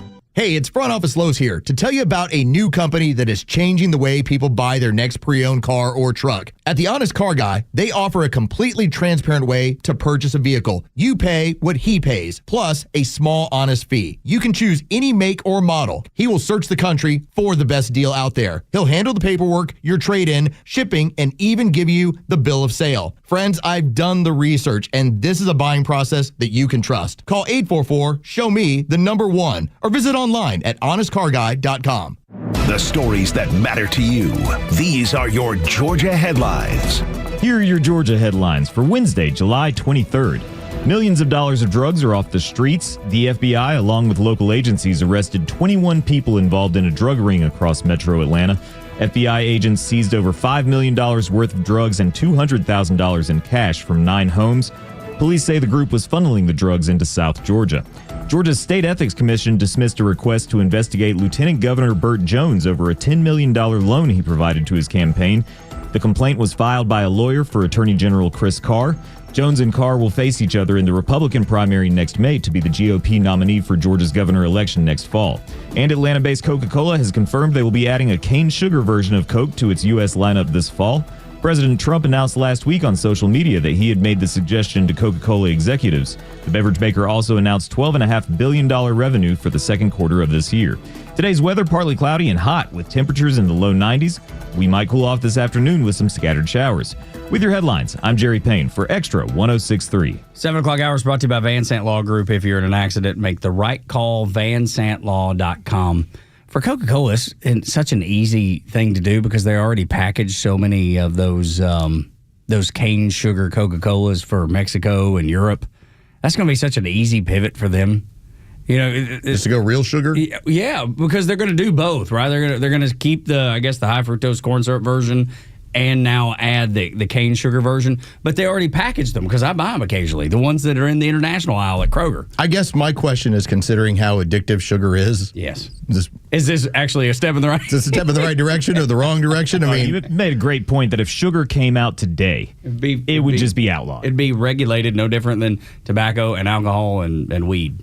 Because you can put a whole lot of things that are not good for you as long as you douse them in sugar. People are like, oh, give it to me. Free Cookie Monster. And we have a whole character based on it for children. Just to suggest. Now, I don't know if it's any worse or better. Like, I haven't dug deep into that sort of stuff. And I know that we don't use any sort of artificial sugars in the house when it comes to, like, my wife's coffee because they do something weird to her. Just make her sick. So when she has sugar in the house, it's real sugar. Yeah. But we're also not like a big sugar family to start with. That's smart. That's good. I wish we weren't. We are. My son is great about being on time. He's great about getting the job done. He's great about working out every day. He's great about a lot of things. That kid loves some brownies and cookies, and just cannot resist. Well, like, my kids are very much into, like, natural sweets, like when it comes to fruits. He eats a lot of that too. That's the direction they go. Me, like, a sweet to me, like, if I'm going to have a treat, it's peanut butter. God, I love peanut butter. There's a lot of sugar in there too, unless you get the kind. Unless you get the right, and then that's the one which it's going to taste different. It is, and it's going to be soupy, and syrupy. It's going to be what it is, but that's the reason why we do it. And so it doesn't taste like Jif. Okay, it'll never taste like Jif. Right, but it is supposed to be better in terms of what you're putting in there. Yeah, Stephanie on the phone at 404-741-1230. Right after I just put up the bat signal for the Stephanie, and we're gonna get to what county should Trump file suit in when we talk to Stephanie. Stephanie, what's on your mind? Y'all are in my wheelhouse. So the whole thing with sugar. No, sugar's not great for you, but it's okay in moderation, like most things. High fructose corn syrup is cheap, and it's super cheap because the government subsidizes corn all the corn production, corn and soybeans. So if we stop subsidizing that, the packaged foods and all of the processed foods that have all this high fructose corn syrup in it will either have to go away, or the prices will be such that there's not a good enough return on investment for these manufacturers, and they'll have to go back to manufacturing better foods. Oh, you mean like a free market thing? Yeah, I know. It's shocking, right, that would work? Once we get our hand out of the market, look what occurs. Yeah. Right, because if you look at something like coconut sugar has a little bit lower glycemic index than white sugar, but that market is exploding. Stevia, monk fruit, date syrup, all of those are a little bit better for you. The prices will come down as more people demand it. So that's what we need to focus on. And then we also need to get rid of all the artificial sugars because it's terrible for our brain. It's terrible for our pancreas. There are so many things. It's a whole segment that we could do. No kidding. Yeah, no doubt about it. Take your thumb off the scales. Thank you, Stephanie. And watch the way. Let's just see what the market chooses to go with. Absolutely. Is it always going to get it right? No, but most of the time it will. Because people will make better decisions if there's better decisions to be made. Again, we try and avoid really sugary products. We also are not big into processed foods. Yeah, we do. But every now and then, there is that moment where, the only thing around is a Lunchable. Yeah. And so it's like, okay, get our Lunchable. But everything is tried to be in moderation. Sure. Going to the pool, get some goldfish. That's right. Absolutely. There you go. Good. Or, look, hit the Chick-fil-A. It's again, it's probably the better of the fast foods, but it ain't good. You know what I mean? I love Chick-fil-A. It ain't good for you. You look at that list of what goes into some of their stuff, and again, I love Chick-fil-A. It's awesome. But But every fast food, you can target Chick-fil-A if you want. Every single one of them has this situation going on. I just mean that Chick-fil-A is the one that's the most beloved. Like, I don't know anybody that just loves McDonald's. I'm sure there's people out there. They're 8. Yeah, exactly. Or Chris Domino down the hall. Chris Domino 680 the fan. And 8-year-olds. That's he eating his chicken nuggets, yes, man. Baseball Jesus, all of his taste buds stopped at like 6 years old when he got electrocuted in a light socket. Dude, it's nuts what he will eat and what he won't. It'll blow you away. He will show up here with Captain Crunch. And just be happy as a lark. Like, if you say something wrong about Count Chocula, he will fight you. Get off of me! Did you just say something about Count Chocula? Yeah, that's right. We just went after somebody and put them in the ground. And look, he's from New York, New Jersey, that area up there. He knows mafia people. Can I tell you a funny one? This from a founder of Tulo Capital Management, Global Macro, Market Neutral. This person tried to wander on X into the I'm going to put my thumb on the scale and be political field, this being Spencer Hakimian. Oh, Spencer, what have you said? He pointed out how Hershey's has had to move their prices by as much as 20% and how that's the effect of tariffs. And immediately everyone's like, have you ever heard of Hershey, Pennsylvania, you moron? Then it turned into, do you know that the coca plant, because of some of the issues going on, absolutely, the harvest cost, the harvest costs this much more to do? Like, dude, your job is asking people to put their money into your account, your fund, in order to grow it, and that's what you thought? Okay, I just like to read this thread and go, that's a dumb person. Global cocoa shortage, weather conditions, diseases have been impacting major growing regions, particularly in West Africa. We've been hearing about these at least for 6 months, if not a year. Is it something we're going to dwell on and spend a lot of time on this show? No. But you have to be aware that it's happening. It's just funny that the first thing people go to is, it must be the tariffs. Because it's easy, right? And his politics are showing. Dude, it's manufactured here. Yeah. It's not subject to tariffs. Come on, man. Come on, man. Come on, Spencer. Some people. But again, the fight on chocolate and sugar. Yeah. That's what we're dealing with. Morning Extra and Extra 106.3, 7 o'clock hour brought to you by Van Sant Law Group. If you're in an accident, make the right call, vansantlaw.com. Before we get to Democrats stealing from their own now that money from USAID has dried up, Los has an idea of which county Donald Trump should file charges in. Remember, this is going to end up being a case. It's going to be a criminal conspiracy case. And depending on how large the crime, how large the enterprise, is going to allow them to choose where this is going to be filed. And on August 8th, 2022, the mistake was made. Tug pointed it out. When you go to Donald Trump's house, you introduce Florida into the entirety of the criminal conspiracy.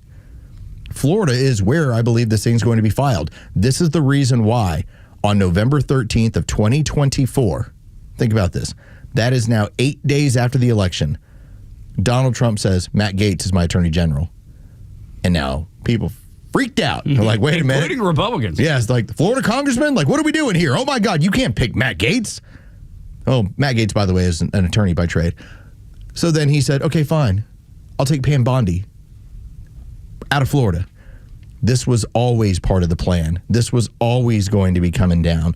This entire deal is going to be end up filing. Now, I'm guessing that you'll probably get the Northern District Court of Florida. Now, again, I don't know. I need somebody who is much more adept in the legal field to tell me where exactly does this have to be in proximity to Mar-a-Lago?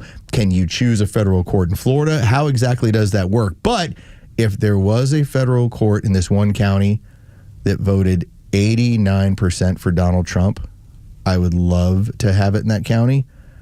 Liberty County, Florida. West of Tallahassee. Liberty County, Florida. You want to talk about they're all going to prison? Every one of them. In fact, their legal response will be, you can't do this in Liberty County, Florida. It's the antithesis of what would happen if it were held in D.C. Exactly. Where you in get D.C., 12 Democrats. This one you get 12 Republicans. In D.C., it's, well, What do you mean you have a problem with 96% Democrat voters? What's the problem? What's the problem? Justice is blind. No big deal. We're not putting our finger on the scale. I'm just saying there's 90% that voted for Donald Trump in Liberty County, Florida. Now, again, go there. You've got a number of different federal houses in the state of Florida to choose from. And I would imagine proximity to Mar-a-Lago, depending on what you're doing, is going to be the determining factor. But you are not going to be in a position, in my opinion, where you'll be doing this out of D.C. at 96-4 when it comes to Democrats or Republicans. I like Liberty County, but you had a home in Gulf County. Gulf County, which, oh, by the way, that voted 77% for Donald Trump.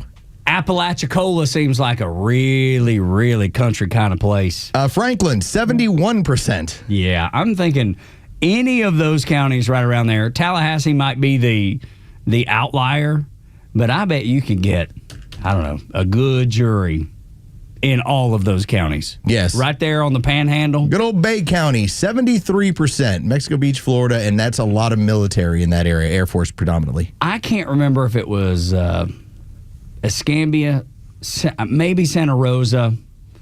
Escambia is where the northern Florida courthouse is located at. That was 60% Trump. Okay, Pensacola there too, military bases and such. But do you recall there was a lawsuit down on 30A? I don't know if somebody filed a complaint. I don't know how it all came down. But they were mad because this dude was flying a giant Trump flag, and he draped it over the side of his house. I recall this story. I want to say that was Santa Rosa County. I could be wrong. Maybe it was Okaloosa. Maybe it was Walton. But right there on 30A. Santa Rosa, by the way, 75% Trump. Yeah. Okaloosa, 71% Trump. Yeah. And Walton, 79% Trump. Okay, so just think about the things that have happened there and why it might be good to file. But again, kicking things around. The genius of what if this was a straight case, it goes through D.C., but because this is going to end up being, this has been set up now for 2 weeks. This is why you have the deep state. This is why Obama's gone incredibly worried about this. This is why you have the Clappers and the Brennans and the Clintons of the world that haven't been saying much of anything. Because if this is criminal conspiracy and it is done out of Florida, that goose might be cooked. And they don't know where the punches are coming from. Not now. Because they don't know what has been planned for the last 4 years. But they knew. They had to have known. When Matt Gaetz was selected, it was, oh, hell, this is what they're going to do to us. You're giving them more credit than I think they deserve. I don't know that they... They may not have seen it coming. I don't believe they have. But the plan has always been the plan. No, for sure. That part I'm certain of. Yeah, this is not something just came up in the last. See, this is the ignorance and the silliness of the left. They actually believe that this is meant to deflect from Epstein. No, this has been the plan all along, baby. This was November 13th, 2024, when he selected Matt Gaetz and then pivoted to Pam Bondi. He was looking for a Florida prosecutor. And he found it. Morning Extra and Extra 106.3. When we come back, the Olympics do the right thing by the ladies.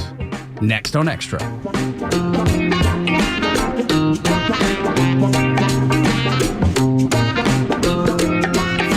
The Morning Extra on Atlanta's only conservative news and talk station, Extra 106.3 FM. Hello, America. It's Los. Let's talk about True Prep, and let's talk about just being ready for anything. When it comes to True Prep, over at 1000 Cobb Parkway in Marietta, it's a store for people who want to get themselves ready for anything. I call it a bit of an adult toy store for people that don't play around, okay? Like, that's the way I look at it. When it comes to freeze-dried food, that's my favorite thing in there. I'm always somebody who makes sure that I have that in my basement for just in case purposes. But maybe you're looking into personal protection. Maybe you're looking into that for the first time, or maybe you're looking to give a gift of personal protection. Well, you can always go to True Prep, or you can go to trueprep.com. They have a used guns and gear section. They have their sales and clearance area, but also they have their events workshop. Now, what does that entail? That allows you to get yourself ready for situations. First off, if you're a first-time gun buyer, coming up on August 3rd, they've already had one. It went great. On August 3rd and August 24th, they'll have their first-time gun buyers class. This is where they'll match up with the right weapon out there. They will then also show you how to use it, how to maintain it, and then how to properly store it. This is all about that safety. Or if you're looking to carry, they'll show you how to do that as well. Again, August 3rd and August 24th, you can sign up for those workshops. So what do? Just go to True Prep over there, 1000 Kyle Parkway in Marietta, or go online, trueprep.com. That's TRUprep.com. Prepare today for a worry-free tomorrow with True Prep. The latest sports news, powered by 680 The Fan, and driven to extra listeners by RBM of Atlanta in Sandy Springs, Atlanta's Mercedes-Benz connection since 1964. Good morning. Here are your sports headlines for Wednesday, July 23rd. The Atlanta Braves dropped Game 2 of their 3-game series with the San Francisco Giants last night, 9-0 the final. Today, the businessman special from Truist Park. Spencer Strider will match up against Justin Verlander. That will be a 12:15 start. You can hear that game live on our sister station's brand new app, 680 The Fan. From the NFL, the Atlanta Falcons have reported a training camp from Flowery Branch as they prepare for the upcoming season. The first on-field workouts start tomorrow at 9:30 in the morning. With your sports headlines, I'm Carlos Medina. My name is Patrick, and I'm the Military Outreach Manager at the Warrior Alliance. I served in the U.S. Army as an airborne ranger and deployed to several combat zones in support of the global war on terror. Veterans bring excellence through our work ethic, skills, and civic duty. However, transitioning to civilian life can be difficult, as we all share a loss of purpose when leaving the military. Returning veterans have earned and deserve our support so they can thrive on their journey home. The Warrior Alliance understands the challenge and is helping warriors navigate to success after service. Join us in changing thousands of lives for the better. Donate today at thewarrioralliance.org. This is Window Nation, your source for affordable replacement windows at the highest quality. So if you've got old, drafty, sticking, or leaking windows, you need the experienced pros at Window Nation. You can pay a lot less and still get the premium windows you're dreaming of. Their custom windows are guaranteed to be a perfect fit, and they're backed by the best warranty in the industry. Go to getwindownation.com or call 866-90Nation for your free estimate. And for a limited time, get 50% off all window styles, plus pay no interest for 5 years. Time now for the Retire Wise Report. James Parker here with financial advisor Sean Maloney, founder and CEO of Retire Wise. The big question for many of our listeners as they approach retirement is, will I be okay in retirement? Sean, how do you help someone figure out if they've saved enough to be comfortable? Great question. There is a lot of different aspects to this, but the biggest thing is looking at risk. Look, there's a lot of different risks to your money, like market risk. There's healthcare costs, inflation, and taxes. All those need to be accounted for. Many people worry if they've saved enough. Am I going to outlive my money? Strategies to help preserve your wealth can be more important than the dollar amount that you saved. Get an analysis of your situation to help you get that clarity that you need. Tell us about the offer you have for listeners. If you're worried about if you'll be okay for retirement, you probably don't have a plan. You might not even know what I mean when I'm talking about, do you have a retirement plan? Well, we have a great resource for you guys. We have what's called the Retire Happy Framework Toolkit, and you can get that by calling or texting WISE to 770-802-2200. My team helped me put this thing together just for you, and it's a complimentary guide. And the center of this is a copy of my latest book, The Priority of Retirement. It has chapters from everything from investments to Social Security, income planning, and has other guides that go along with it as well, with some checklists in regards to all those different strategies and topics as well. So if you want to get that information in your hands today, call or text WISE to 770-802-2200. That's 770-802-2200.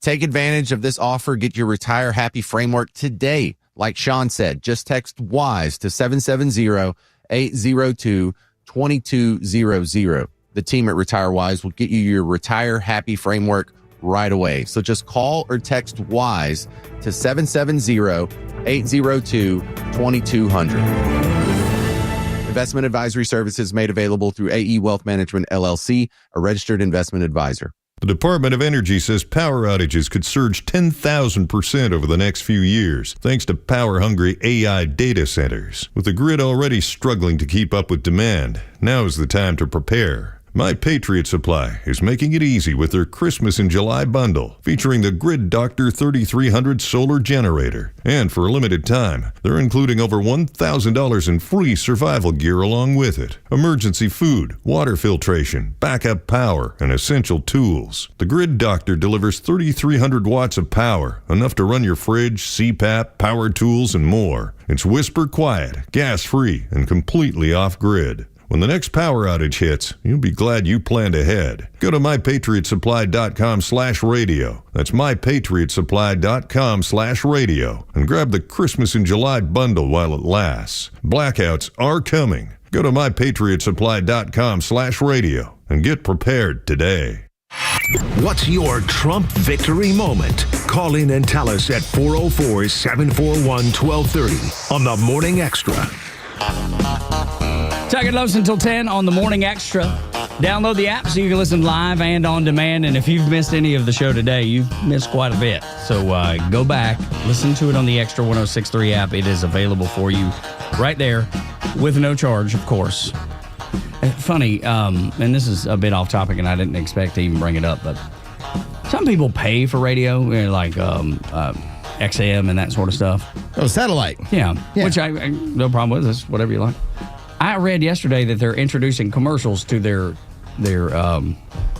whole platform. Yes, though they already did it with the talk brands, but this is with the music brands. So like all the commercial free buzz, the whole point of paying for the thing is they're not doing that no more. They're adding commercials in, at least on particular levels, I guess. But that's the same thing that Netflix and Amazon Prime and all that have done. And that was the exact example and the reason that they said they did it. Yeah. Get away from the cable, get away from the pay this subscription, you won't have to see any commercials. Years later, I believe we're just conditioned for it. Yeah. It is. But I'm just saying me. I can only speak for me. Who's going to pay for it and then have the ads? The ads support you not having to pay for it. Yes, you were paying for it so that you didn't have ads. Right. And now it's going to be introduced that whereas you'll pay for it and have ads. The other subscription-based systems were based on you pay more to not have any ads, you pay less, but you have ads. Yeah, exactly. So that's their new package. Let's see how it goes. Yeah, dude, most of those, that's the thing. They never share their subscriber counts. And this is not me just bashing XM. I like it. I think it's great. I don't think it's sustainable, which it seems to be proving me right there. Most of those subscriptions sit on car lots in trial memberships. Well, we need it to go well. And do you know why?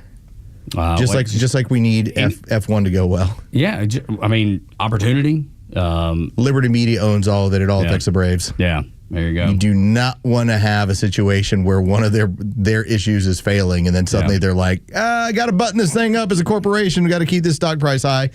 Yeah, Liberty Media owns all of that programming when it comes to satellite radio, and they own an entire sport in F1. Yeah, no doubt. I don't think XM's going all that well. No, I think they'll be okay, but they're running at a loss. Yeah. And this is more evidence of it. Anyway, point is, we do have ads and we have advertisers that you're talking about, and they have the same values that you do. They share your values. So when you have an opportunity to use their product or their service, please do, because that's what pays for everything. That's the way the business model works. We're the anti-Colbert show. That's right. In terms of we actually turn profit. This is something I heard from, it was actually, let's see, when was it? It was, it was Clay and Buck. It was the start of their show. They were joking around about this. And Clay pointed out, I have never been on a show that didn't turn a profit that then was canceled or fired or anything. It's like, as long as you are making money on a show, you're in a good place. To think that if you're losing $40 million, you're somehow obligated for like the good of the company or the good of the fight to stay with it. I'm like, nobody does that. Can I give you the opposite of Colbert? The people who created South Park. Was it Trey Stone? Yeah, and Matt Parker. There you go. They just signed a $1.5 billion deal with Paramount, which is CBS. $1.5 billion deal that they signed because they create content that people want to consume. Stephen Colbert, on the other hand, loses $40 million a year. Are you starting to see how this works? It's not hard to understand. I'm not the smartest guy in the room ever. And they're supposed to produce, from what I understand, 10 episodes a year. So that is the terms of the deal. Y'all produce this. Y'all make it funny. Y'all attack both ends of the spectrum. Have fun with everything. It's ironic. That's what the show. How is that? That show has run for almost 30 years. It's unbelievable. My son, in the last 4 or 5 years, has gotten really into South Park. He's like, so funny. Family Guy, same way. He's gotten into Rick and Morty. He's gotten into a bunch of those shows. And he's always like, so funny. He's like, I can't believe this show's so old. I can't believe this show's so old. Yeah, it's pretty old. I was like, man, it's been around since was that when we were in high school? I was in high school. Yeah, right there. I was like middle school, high school. Yeah. Right there close. Man, anyway. This good is for exact, them. Yeah, for sure good for them. But it just shows you the difference in the two products. One, someone wants to consume, wins a deal, $1.5 billion. The other, no one watches and loses $40 million a year. Who do you think they're keeping? I mean, come on, dude. And then you get Jimmy Kimmel sniping back and forth with Donald Trump on social media. And have you noticed this? The only thing anybody has said is F off. They've not given anything except F off. That's it. Colbert, Kimmel, all of them. That's their only line, F off. I really believe most of this is because of two reasons. The first one is they have no really anything else they can do. This ends up being the word fight. If we use the F word, people will think we're really in this fight. You don't have House. You don't have the Senate. You don't have the presidency. You have a handful of states where you have power in. You've lost so much right now when it comes to the culture wars, including, as we were just going to point out, Olympics have now banned men from women's sports. You're losing the culture wars across the board. So their only way to show solidarity is to use the F word. It's like, listen, everybody, we're still down for the fight. Democrats paid for a study that said you need to cuss more. And that's why you're seeing that populate. You're seeing that everywhere. They believe you're the party of the elite, of the coastal elite, of the city elite. If you can get a little bit nasty, people will start maybe looking at you like you're regular people, even though they're super awkward. Remember, these are people, and I know we're going to go back several months. Remember when they started, because of the TikTok trend, they tried to do the choose your fighter? Oh, yeah. And how awkward and weird that was to see people in Congress basically acting like video game fighter characters. Yeah, stupid. They were like, we need to try something different. Hey, why don't y'all use the F word a lot? Yeah, that was the next Maybe thing. that'll resonate. And that is so they feel like they can talk to you. They feel like you cuss a lot, so they'll cuss a lot, and that'll be the connection. Not good ideas, not policy ideas, not ways to move the country forward and help a group of people, 320 million of us, be successful. That's just cuss a lot. Let me just point this out. If Tug and I happen to walk into your store, and let's say you manufacture doors, you think we could probably get to some sort of interesting conversation where we're all kind of on the level with each other? Maybe it's about teams we root for, raising families, maybe our politics, even if it's not there. Just here's what it's like to run a small business. 1,000 different ways to start up a conversation. We run a small business. What do you have in common with Stephen Colbert? That dude, first off, doesn't have any interest in walking into your shop. Yeah. He doesn't have any idea how you live. He looks down at you anyway. He doesn't want to know one thing about you. Looks down his nose at you. In fact, he would probably be annoyed that you watch his show. Yeah, right? Those MAGA Republicans, I can't even believe they tuned in. You're not, well, it's like the artists that say, if you voted for Donald Trump, I don't want you ever to come to my show. Okay. Fine by me. I'm not going where I'm not wanted. I'm not looking to walk in there and say I am one of you there. No, it's fine. But that's really the difference in so much of this, is that they have to disguise their intentions. And right now it's use the F word so that we don't come across as thinking as elite and snooty as we are. Maybe they won't detect it as quickly. It'll baffle their BS monitor. Like, like somewhere they'll never know. Somewhere that guy who runs that store, who puts in that work every day, he's going to hear them say that and go like, oh, he's one of me. No, what he's going to be like is like, dude, wash your mouth. Like, come on, man. And look, I was in the Navy, cussed like a sailor. I have to bite my tongue all the time, and I try not. It's a fault. I don't want it. The crazy thing is, I don't want to. And I think most people are like, I need to clean up my mouth. Not them. They're like, let's season it in. Now, I love funny curse words. Oh, me too. Right. When the timing is right. Funny curse words. When the timing is right.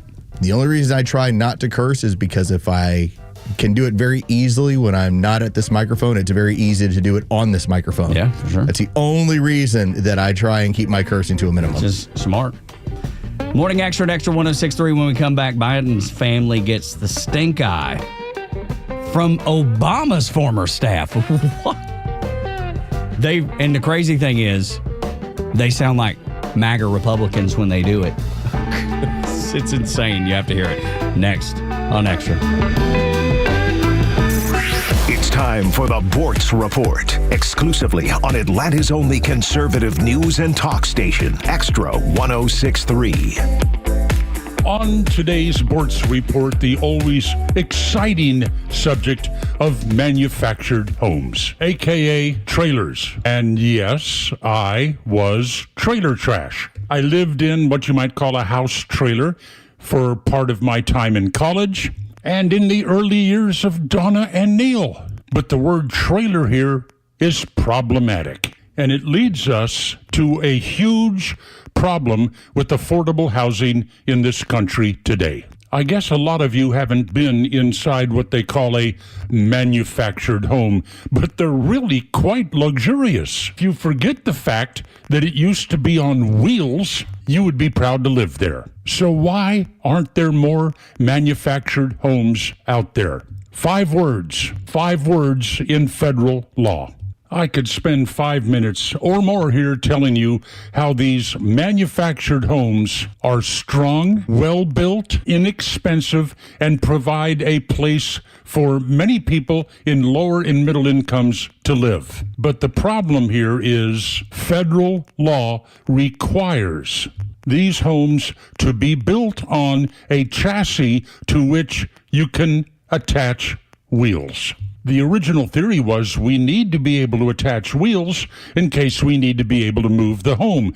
But since the 1970s, according to an article in Vox.com, most of these manufactured homes go to a lot, the wheels are taken off, and they never move again. Getting rid of a permanent chassis would make them more affordable, more socially acceptable, and put a lot of people in their own homes. Okay, now I got to tell you about my wife's dear aunt. I'm going to run over time. If you want to, go ahead and cut this off and go back to regular programming. But we were driving from Jacksonville to Atlanta one time with Donna's aging aunt in the back seat of the car. We passed a manufactured home, half of one anyway, on the side of the road. The truck hauling it had a little bit of a problem. As we passed, Donna's aunt turned around and watched it disappear behind us. She turned to us and said, "You know, I wouldn't want to live that close to an expressway." We laughed for 20 miles. Okay, that's it. See you later. Neil Bortz, Xtra 106.3. A golf instructor who knows technique can improve an aspiring pro's swing. But one who really cares can help transform a career. There he is, your new champion. When you team up with someone who knows a lot and cares even more, you're unstoppable. At Truist, we believe the same is true for banking. Truist, leaders in banking, unwavering in care. Truist Bank, member FDIC, leading based on top 10 U.S. commercial bank. Hey, this is John Flading from ATL Turfco. We're a family-owned and operated independent local company here in the Atlanta area. We've been in business for over 15 years. We install several different types of artificial grass. One is landscape, which looks like real grass for your lawn. The next one is pet turf. Pet turf is a little bit shorter than landscape, and it's more durable. And the other one is putting greens. If you can dream it, we can build it. Just go to atlturfco.com to schedule an appointment. WFOM and W292 EV Marietta, a Dickey broadcasting station. The 8 a.m. hour is brought to you by Central Heating and Air. A real plan for artificial intelligence. I'm Dave Anthony, Fox News. President Trump plans to sign executive orders today focused on the U.S. leading the rise of AI. The reported 3 pillars of President Trump's AI speech today includes infrastructure, innovation, and global influence. The White House intends to crack down on state laws seen as too restrictive to let the American AI boom flourish. Treasury Secretary Scott Bessent says deregulation is the key to the AI revolution. Fox's Lucas Tomlinson. This is the day after the president announced new trade deals with Indonesia, the Philippines, and Japan. We're doing things that have never been done in this country before, and our country is becoming very rich again. The Japanese deal lowers his threatened tariff on imports from 25 to 15%, and he says Japan will invest $500 billion in the U.S. The president also lashed out against former President Obama, accusing him of treason as a ringleader in what he calls the Russia hoax. He's guilty. It's not a question, I like to say, let's give it time. It's there. He's guilty. Accusing the former president and his administration of manipulating intelligence and misleading the public about Russia's interference in the 2016 election that led to a long investigation into alleged Trump campaign collusion. That led to this statement from an Obama spokesman. Fox's Griff Jenkins reads from the White House. These bizarre allegations are ridiculous and a weak attempt at distraction. Nothing in the documents issued last week undercuts the widely accepted conclusion that Russia worked to influence the 2016 presidential election, but did not successfully manipulate any votes. It's sentencing day for Brian Kohberger, who'll get life in prison weeks after he pleaded guilty to murdering 4 University of Idaho students in 2022 to avoid the death penalty. Hopefully he'll man up and he'll give some explanations and doesn't just give one-word answers. Steve Gonzalez, whose daughter Kaylee was killed, tells Fox News' The Will Cain Show he'll be making an impact statement at the hearing, stressing families still want to know why Kohberger did what he did. That's Fox's Kristen Goodwin. America's listening to Fox News. He's coming. Here he goes. Surprise! Your table saw broke. Also, the warranty expired weeks ago, so you need to pay for a new one out of pocket. At Progressive, we know small business owners don't usually like surprises because they cost you money. But a good surprise that could save you money? Getting a commercial auto quote from Progressive. Oh, and the replacement part you ordered doesn't fit, so it's completely useless. What a waste. Surprise yourself. See if you can save in as little as 7 minutes at ProgressiveCommercial.com. Progressive Casualty Insurance Company and Affiliates. Hey, it's Mike Rowe, and if you want to do business with a company that actually stands for something, switch to Pure Talk. I did. Sure, I appreciate being on America's most dependable 5G network with unlimited talk and text for just $20 a month. But what I really appreciate is Pure Talk's commitment to our military and to our skilled workforce. That matters to me. Save 50% off your first month when you dial pound 250 and say keyword Mike Rowe. Pure Talk, a wireless company that actually stands for something. Wake up with the Morning Extra on Extra 106.3 Atlanta. Tug and Los until 10 on Extra 106.3. Can't tell you how much we appreciate you being here. The other thing I'm looking forward to is 39 days from today. Oh, I know where you're going. I won't say anything. No, you should. How about them dogs? Go Dogs. Let's go. 39 days away. The Brave season has collapsed. I mean that's just, now I got to have something to look forward to. I only told everybody 2 months ago, I'm like, there's something wrong with this thing. We got a problem here. I remember having the discussion going, dude, this don't look good. It's the Oracle of Atlanta. These 2 months ago was are like, not this is problematic. Yeah, this don't look good. Now, 39 days until college football. Now, remember, they actually kick off legitimate. You have week 0, so we're really 30 days away. Yeah. From college football. From college football, from Georgia football. 39 on Georgia. Yeah. So it's right around the corner. And NFL training camps are all open. Football will be back here. And then poor Tug. Tug is going to say goodbye to his hot weather here, probably about 60 days or so. Yeah. And, as it starts to cool off, as we get that perfect time in the fall. Yeah, I'll be wearing big coats and things. Yeah. I get cold in the fall. I don't like the fall. I've been noticing it's getting a little darker, a little bit early. Sure. Yeah, you're starting to see it, yeah. Mm-hmm. It won't be long. It won't be long. Your joy will return. Football season will be here. I'll start wearing pants again. Right. That's how we know the season's That's how I know it's happened. I got a big coat on. Lowe's got pants on. I showed up here in shorts, golf shorts, and a T-shirt, and within about 5 minutes, I'm like, man, it's too cold in this building. It's always cold in the morning. So I always have a pullover on for anybody who watches on YouTube. Yeah. And then, but the pants, there's no pants. But once it gets cold again, then it'll be pants and the cold weather gear. 39 days. If you're a fan of the Jackets, you're a fan of the Dogs, fan of Alabama, or your War Damn Eagle, whatever it is just around the corner. It is not far away. Tug and Los until 10. Let me let me tell you a story that you will not believe. That former Obama staffers, one being a speechwriter, they have decided we're MAGA Republicans. What? Well, I know. It seems crazy. How could that be so? But when you listen to them talk, they sound just like MAGA Republicans. Pod Save America, a leftist podcast that a couple of those guys host. These are former speechwriters, as you're saying, but these are the people that when you had Hunter Biden complaining about these people, talking about like, what have they accomplished? Mm-hmm. He's so jealous that these people took the opportunity they had under this administration and turned it into, albeit there's a reason why it's a shorter podcast. It's not like hugely long form or anything else, but it is successful for the field. Sure. These Obama staffers, they go right after Hunter for being a liability to his dad. Where have I heard that before? I feel like maybe we've discussed that here, us being MAGA Republicans and all. They talked about his job at Burisma and who his dad was. Very MAGA Republican things to say. But a long time ago, when we were saying it, years ago when we were saying it, they were like, these people are lunatics. These people are crazy. Can you believe that they're saying this about the president's son? I want you to hear them say it. Listen to this. Talking about selling out the country. Talking about getting a job because of who your daddy is and why people hate Washington, D.C. When it comes to the attacks on Hunter himself, like, okay, what if we just stipulate for the hypothetical, like, yes, okay, all your business dealings were above board and legal. All your paintings were purchased by art lovers who loved the product and didn't know your name. Trump is worse. You were on the board of Burisma because of who your dad is. And that is what people hate about Washington. And it was part of the problem.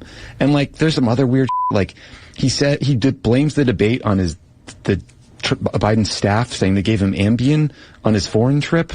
But like, Biden got back from the G7 on June 14th. The debate was June 27th. If Ambien was the issue, like, I don't think it's Ambien, it's age. Also, right? It's like he was tired, so they gave him Ambien? But one thing we know is that Hunter Biden, throughout Joe Biden's presidency, was a terrible liability for him.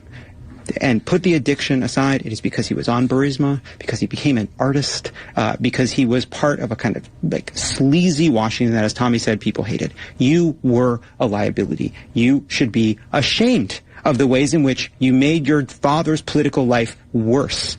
And like the idea that we're going to listen to you now, like, give me a f***ing break. It's ridiculous. Dude. Right. They sound like MAGA Republicans. You see what happens when you step out of the cult? How does the cult speak about you? That's right.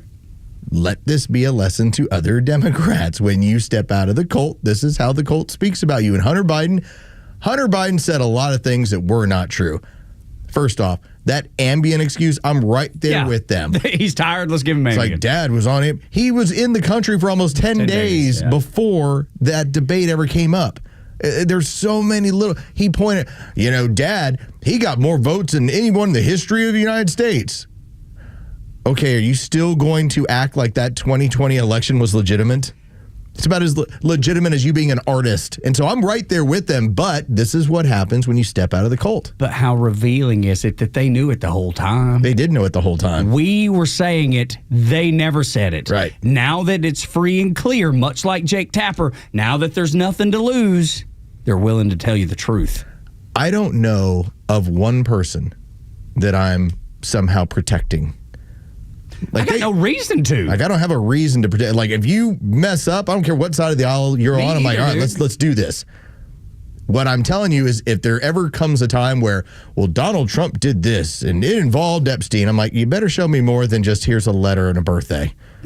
Yeah, a letter that you won't actually even show us. You just tell us about it. You just describe it to us. I'm like, meanwhile, I'm not supposed to ask about the 300,000 children that Joe Biden, by opening the border, did allow to go into sex and drug trafficking and human trafficking. To lesser degree, that Hunter Biden was an artist and people really enjoyed his art and would pay $500,000 for one piece because it was so good.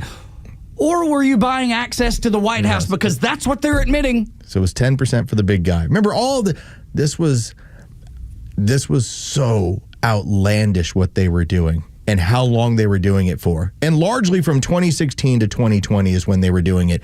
And by the time Donald Trump got wind of it and brought it up, he was impeached for it, for their corruption. Look at the phone call he made. You better find dirt on my political opponent. So let's get this straight. Donald Trump was impeached in a very silly fashion for interfering with Joe Biden's campaign. Barack Obama is not going to face any justice over not just messing with the campaign, but the presidency.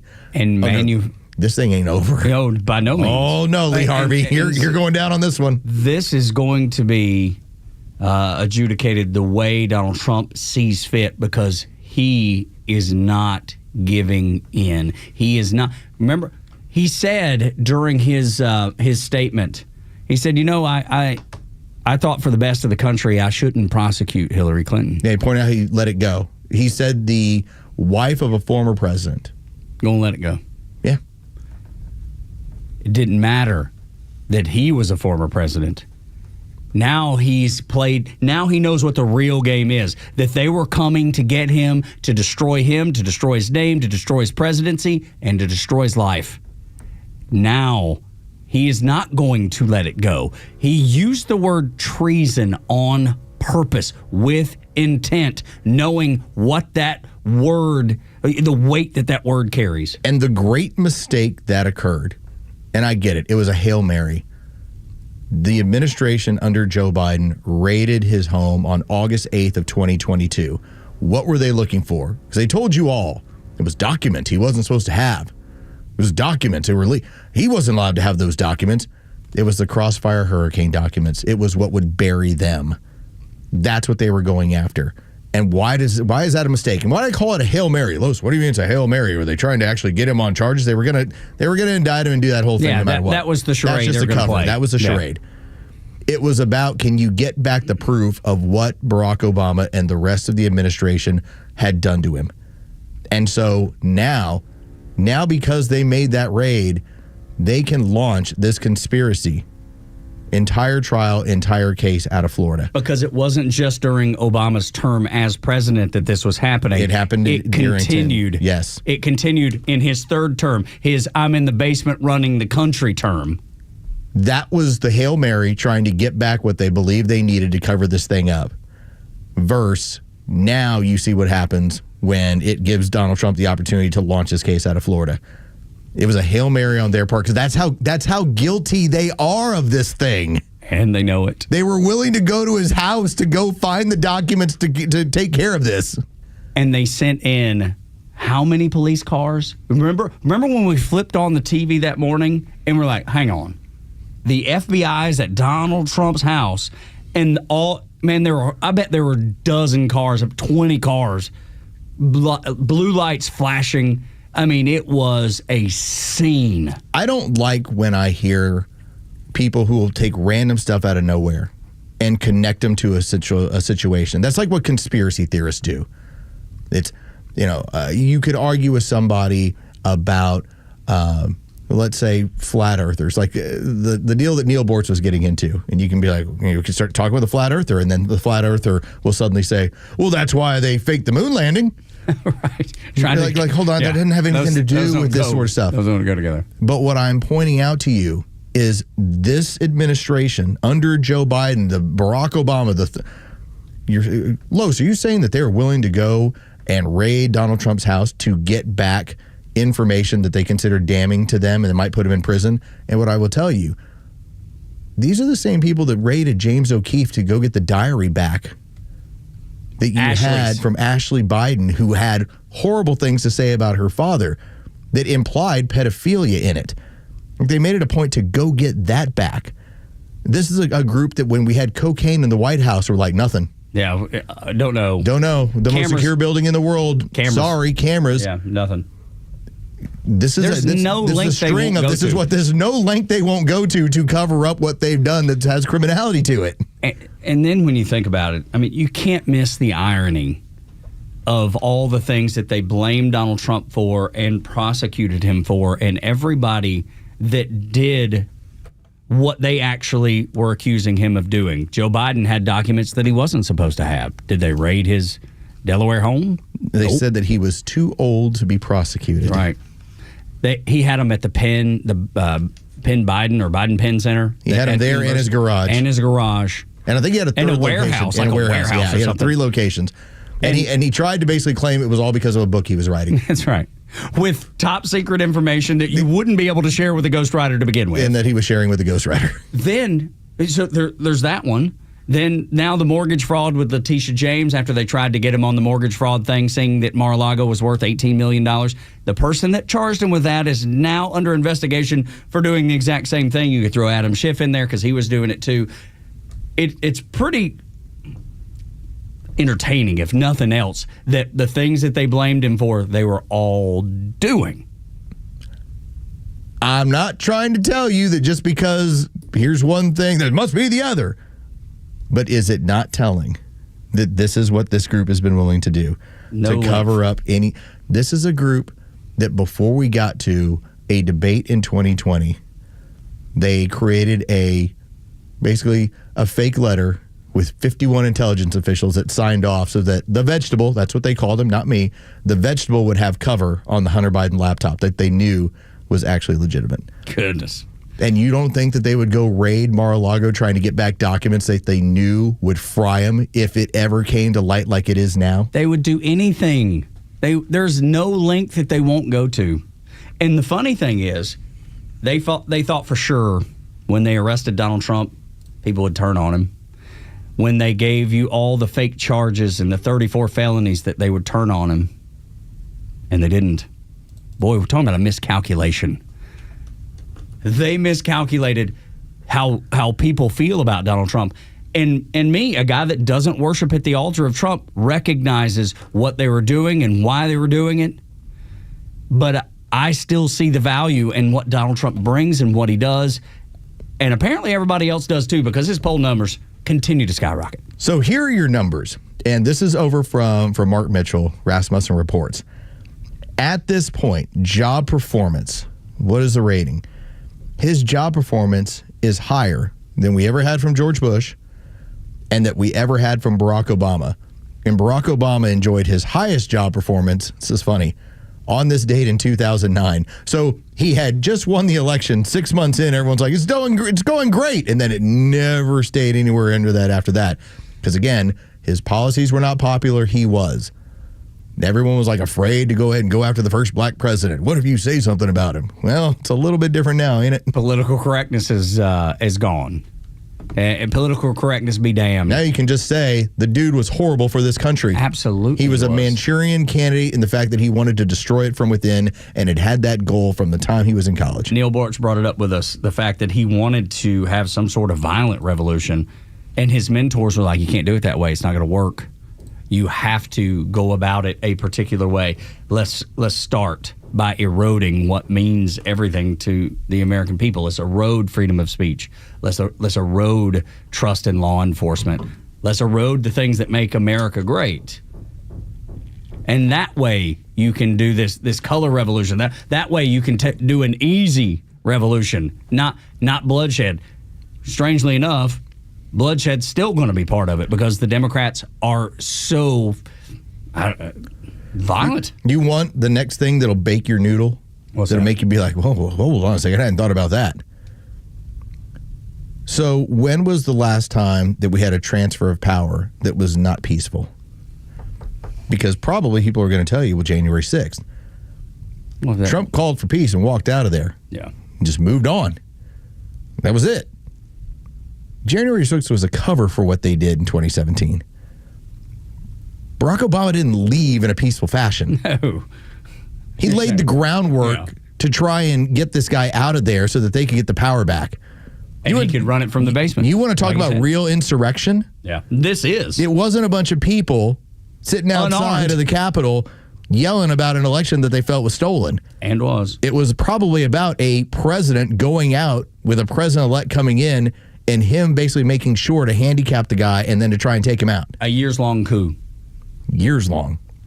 That was your transfer of power that was not peaceful. Don't tell me about January 6th. Oh, they almost got the country. They're unarmed. They're unarmed too.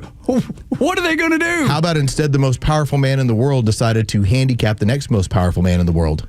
Let's set up the American Revolution unarmed. Roll that one around in your head. No, you're exactly right.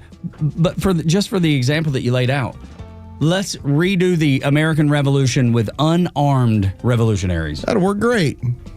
We'd still be under the rule of the British if we went in unarmed. There's never been an insurrection or a revolution that was unarmed. The fact is, if you look back at those dates, Barack Obama was far more dangerous because he weaponized the FBI and the DOJ. He weaponized the CIA. He weaponized all of it against a political opponent. And I believe that's why so many whistleblowers are coming forth, because they knew it too. And you're worried about grandma who wandered in she walked in. They got to put her in for 6 months. Between stanchions that were set up as a path to walk through. We have video of the officers opening the doors and showing people around. Barack Obama, 100 million times more dangerous. Without a doubt. When we come back, now we know it was the communist among us that let the CCP into the Pentagon. Next on Xtra 106.3. Xtra 106.3 is Atlanta's home for NASCAR, and we have live races every weekend from across the country. Check out Xtra1063.com for the full schedule and join us this weekend for live NASCAR action. Pretty much a flip of the coin whether we get rain today, and right now, if you flip it in favor of rain, at least if you're at the Battery Atlanta like we are here at Dickey Broadcasting, I can see the rain on the windows already. So flip of the coin as to whether it rains where you are, 50-50 shot. Where does that leave your roof? Is it a 50-50 shot whether water gets into your house? The worst thing that could possibly happen? There's nothing worse than water getting into your home. Just thinking about all the mold and mildew and the problems that arise with that. Just there's a laundry list of things that can go wrong. Well, here's the thing. To get it fixed, you can do it quickly. They're waiting on your call at 877-9-SOUTHERN. SouthernExteriors.co is their website. Over 200,000 jobs in Atlanta. They take care of roofs. They fix that spot that the water's coming in on rainy days like today. That's why I say don't flip the coin. Don't gamble on this. Get it done today. Call Southern Exteriors, 877-9-SOUTHERN, SouthernExteriors.co. But they do, the other stuff as well. Windows, doors, siding, roofing. They do it all. Millwork. They can take care of it. Don't let the rain in the house, though. That's the mission today. If you've got a mission for the day, that is it. Make sure the rain stays out of your house with Southern Exteriors. 877-9-SOUTHERN, SouthernExteriors.co. Good morning, Mike. What you eating? You gotta try this. I can hear you crunching from the next cube over. This is amazing. I just discovered it this weekend at Lidl. It's Greek Goddess Gourmet Granola. They were sampling it, so I tried it. Then I bought 6 bags. Wow. Is it cereal? Can be. Or an amazing trail mix. It's great for a meal or a snack. What's in it? Well, they have 2 flavors, maple oat and harvest nut, which is my favorite. It's made with whole grain oats, almonds, pecans, raisins, coconut, and the sweet taste of pure maple syrup. Maple oat is a simpler take on their delicious granola. It's got wholesome oats, plump raisins, coconut, and maple syrup. That sounds healthy and delicious. That's why I can't stop crunching, Susan. Greek Goddess Gourmet Granola. It's a breakfast or on-the-go snack you can feel good about. It's dairy-free and gluten-free, and with only 2 grams of added sugar per serving, even your belly will love it. Pick some up at Lidl, Amazon, GreekGoddessGourmet.com, or at specialty stores near you. Hi, I'm Chris Lalamia, owner of the Trusted Toolbox. Got a to-do list a mile long? No problem. We've got the ultimate solution, our Handyman for a Day program. Here's how it works. You get a skilled handyman dedicated to knocking out your honey-do list. Paint touch-ups, drywall repairs, door adjustments, and much more, all done in one day. Call us now before the rush for your Handyman for a Day, and call us at 770-623-3097 or visit us at thetrustedtoolbox.com. One call, one handyman, one day, the Trusted Toolbox. By texting 26022, you agree to receive recurring automated marketing messages from Tax Lien Code. Message and data rates may apply. Terms apply. Available at taxliencode.com. Imagine waking up and not needing to rush. No commute, no emails, no boss. Just coffee, sunlight, and the freedom to choose. That's the power of tax lien investing. It's been around for over 200 years, used by banks, hedge funds, and the wealthy. And now, finally, it's being taught right here in Atlanta. It's secure, predictable, passive income backed by real estate and mandated by state law. And it pays you, sometimes 15 to 35% returns. You don't need to own property. You just need to see how it works and how to do it right. We've taught over 100,000 students, and we'll teach you for free at a live masterclass right here in Atlanta. If you're ready to start building real wealth through tax lien investing, this is it. Text EARN to 26022 to reserve your free seat. That's EARN to 26022. But hurry, seats are limited. Text EARN to 26022. Hey, it's Front Office Lowe's here to tell you about a new company that is changing the way people buy their next pre-owned car or truck. At The Honest Car Guy, they offer a completely transparent way to purchase a vehicle. You pay what he pays, plus a small honest fee. You can choose any make or model. He will search the country for the best deal out there. He'll handle the paperwork, your trade-in, shipping, and even give you the bill of sale. Friends, I've done the research, and this is a buying process that you can trust. Call 844-SHOW-ME-1 or visit online at honestcarguy.com. The stories that matter to you. These are your Georgia headlines. Here are your Georgia headlines for Wednesday, July 23rd. Millions of dollars of drugs are off the streets. The FBI, along with local agencies, arrested 21 people involved in a drug ring across metro Atlanta. FBI agents seized over $5 million worth of drugs and $200,000 in cash from 9 homes. Police say the group was funneling the drugs into South Georgia. Georgia's State Ethics Commission dismissed a request to investigate Lieutenant Governor Burt Jones over a $10 million loan he provided to his campaign. The complaint was filed by a lawyer for Attorney General Chris Carr. Jones and Carr will face each other in the Republican primary next May to be the GOP nominee for Georgia's governor election next fall. And Atlanta-based Coca-Cola has confirmed they will be adding a cane sugar version of Coke to its U.S. lineup this fall. President Trump announced last week on social media that he had made the suggestion to Coca-Cola executives. The beverage maker also announced $12.5 billion revenue for the second quarter of this year. Today's weather, partly cloudy and hot with temperatures in the low 90s. We might cool off this afternoon with some scattered showers.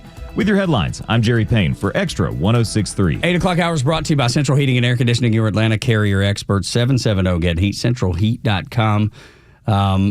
Can't wait till Friday. A couple of days away. We're going to have a special guest in the studio in Kelvin King. Oh, sweet, in studio. Yes, he's going to come in and talk about his launching his campaign. So, well, he's a good man, good family. Absolutely right. It'd be nice to see how we can. We'll grill him quite a bit before we possibly give him our support. But it is nice when you know people personally. That's right. That you can talk about who they are as a father, as a business owner, as a man. And then when we get them in front of the microphones, we can have those discussions about this stuff that's not just, here's what I think politically. And I think part of the reason why we enjoy people in studio, we get into the sports stuff, we start making jokes, everybody kind of relaxes, and it turns into an actual discussion rather than just, here's your 3-minute interview. Yeah, that's right. You know? And your 5 minutes on TV. The other thing is, we talk about often, or at least I know I've said it a billion times, even the people that I agree with in politics I usually don't like, Kelvin's he's the exemption from that. Because I believe in him as a guy. He's salt of the earth, and obviously Janelle, I think the world of Janelle. Oh, Janelle's great. That's the difference. I trust when Kelvin, if he were elected to Secretary of State, if that were to happen, I believe in the changes that he would be trying to implement. I believe in the work that he would be trying to do to better the state of Georgia for the people that live in Georgia, because I know what his heart is, because I've spent time with him. Let me just say this. This is how highly I think of Janelle. There's only been one time where I've ever in my mind just go, I don't agree with what you're saying and you don't agree with what I'm saying. One time. Like every other time I'm like, okay, I might see that a little differently. That might be a little bit where I pick into 75% of what you're saying. And there's only been one time where I go, I don't believe in what you're saying. You probably don't believe in what I'm saying. But I wonder if this has changed. If you ever remember this discussion where I said, things have gotten so dirty with this administration, so filthy, that if you don't get into the pig slop with them, you can't beat them. And she was, and to her credit, because she's got this great heart, it was, no, we have to stay above this. Yeah. And to then, with her serving on the board that she did, And to see where things have gone in this country, it's like the only way to root the pigs out is you got to get down with the pigs and get them out of there. And elbow them out. And I think that's the direction that I believe this administration is going down a road of, if we're ever going to fix elections, if we're ever going to clean out the deep state, we're going to have to get dirty with them to get them out of here. And that's the only time. Other times I've been like Janelle said it, that's good enough for me. That's gospel. Yeah, good enough. So look forward to, I think it's going to be an 8:25 on Friday. Great. Kelvin King, who's launching his campaign. Segment? Man. Okay. Matter of fact, we can do the whole hour. Maybe back it up and just do 8 o'clock to 9. Let's see if he'll, we knock out the opening part of the 8, because, that's the warm-up part of the show. Yeah. The headliner doesn't hit till 8:25. There we go. That's when we need Kelvin Ray to go, 8:25. There we go. So looking forward to that, because he's going to do great work if he's elected, and certainly has my support. Just a great family. And make sure you listen to Janelle's show, which is always so well thought out. You can listen to it here on Extra on Saturdays and Sundays. Easy to get. Or you can find her on any of the podcast aggregators, thepodcastpark.com. Just search for The Janelle King Show. Easy to find her. I brought this up, I don't know, I think it was last week. And it was because Pete Hegseth said, wait a minute, we have Microsoft using Chinese engineers on the back end work for the Pentagon? Like, who in the world would allow that to happen? Your mortal enemy. When you told me this story, I went, that can't be right. And then I looked it up. I was like, okay. Oh, my God. And then I'm with you. Hegseth addressed it and said, we got to get this cleaned up. Of course, I couldn't believe it. I thought, if this doesn't get changed ASAP, then we are doomed. We're absolutely doomed. And I want you to hear from a man that was a Navy whistleblower. His name is Tom Schiller. Now he runs a defense contracting company. Wait till you hear who he says is the person that signed off on Microsoft using Chinese Communist Party engineers to run the Pentagon's network. It gets worse and worse and worse. Listen. That was a question that was heavy with me, was who the hell signed off on this from 2016 until 2020 or so. 2020 is when I had somebody from Insight Global reach out to me and asking me if I would want to come on the team as the principal software developer. Streamlining the escort process, going into KQL or Custo query language, similar to SQL, doing a whole bunch of stuff, coming up with custom apps, PTO, etc., you name it. But when I came on board and was doing the onboarding, then I got to see who the approval authority was. And it was Barack Obama's name and signature on all of it. He was the person that authorized everything, all of it, across the board. Nobody else, just him. The man that was raised by communists, that believes in communism, that reads books about the post-American world, the man that literally, Los laid it out in the last segment, did not leave in a peaceful manner, did not turn over the power in a peaceful manner. He stayed in Washington, D.C. That is the man that opened the door for the Communist Party, the Chinese Communist Party, to have access to our Pentagon, our Department of Defense. His signature alone. I can't think of anything worse. Other than the coup. I kind of feel a little jaded in this. And I'll tell you why. We spent time where we would joke around about Joe Biden and we would make fun of him, just because of the scenarios we were put in. All the gas. And we would say, okay, that's where the president is and here's what's going on. And then we would always go back to the same thing. Well, it's not like he's running everything. Barack Obama is. And we would say it kind of like we believed it, but then there was, in my mind, there was listen, he just did 8 years and it wears you out. And how active would he really want to be? Like, how much would he really still want a piece of this? And a lot. And apparently it was all of it. It was a lot. Well, he was not joking about having that third term, running it from his basement. It was never about, as much as we would make fun of Joe and we would say, well, it was the people around Joe. Probably Hillary and Barack have a big place in this. And in my mind, I kept just going back to, well, how much would he really want because it's so tiring and why would you want to have to be in charge of all this stuff? But he flat out told us, I want to be in sweatpants in the basement and I tell people what to say. And that's the way it ran. Exactly. You're talking about foreshadowing.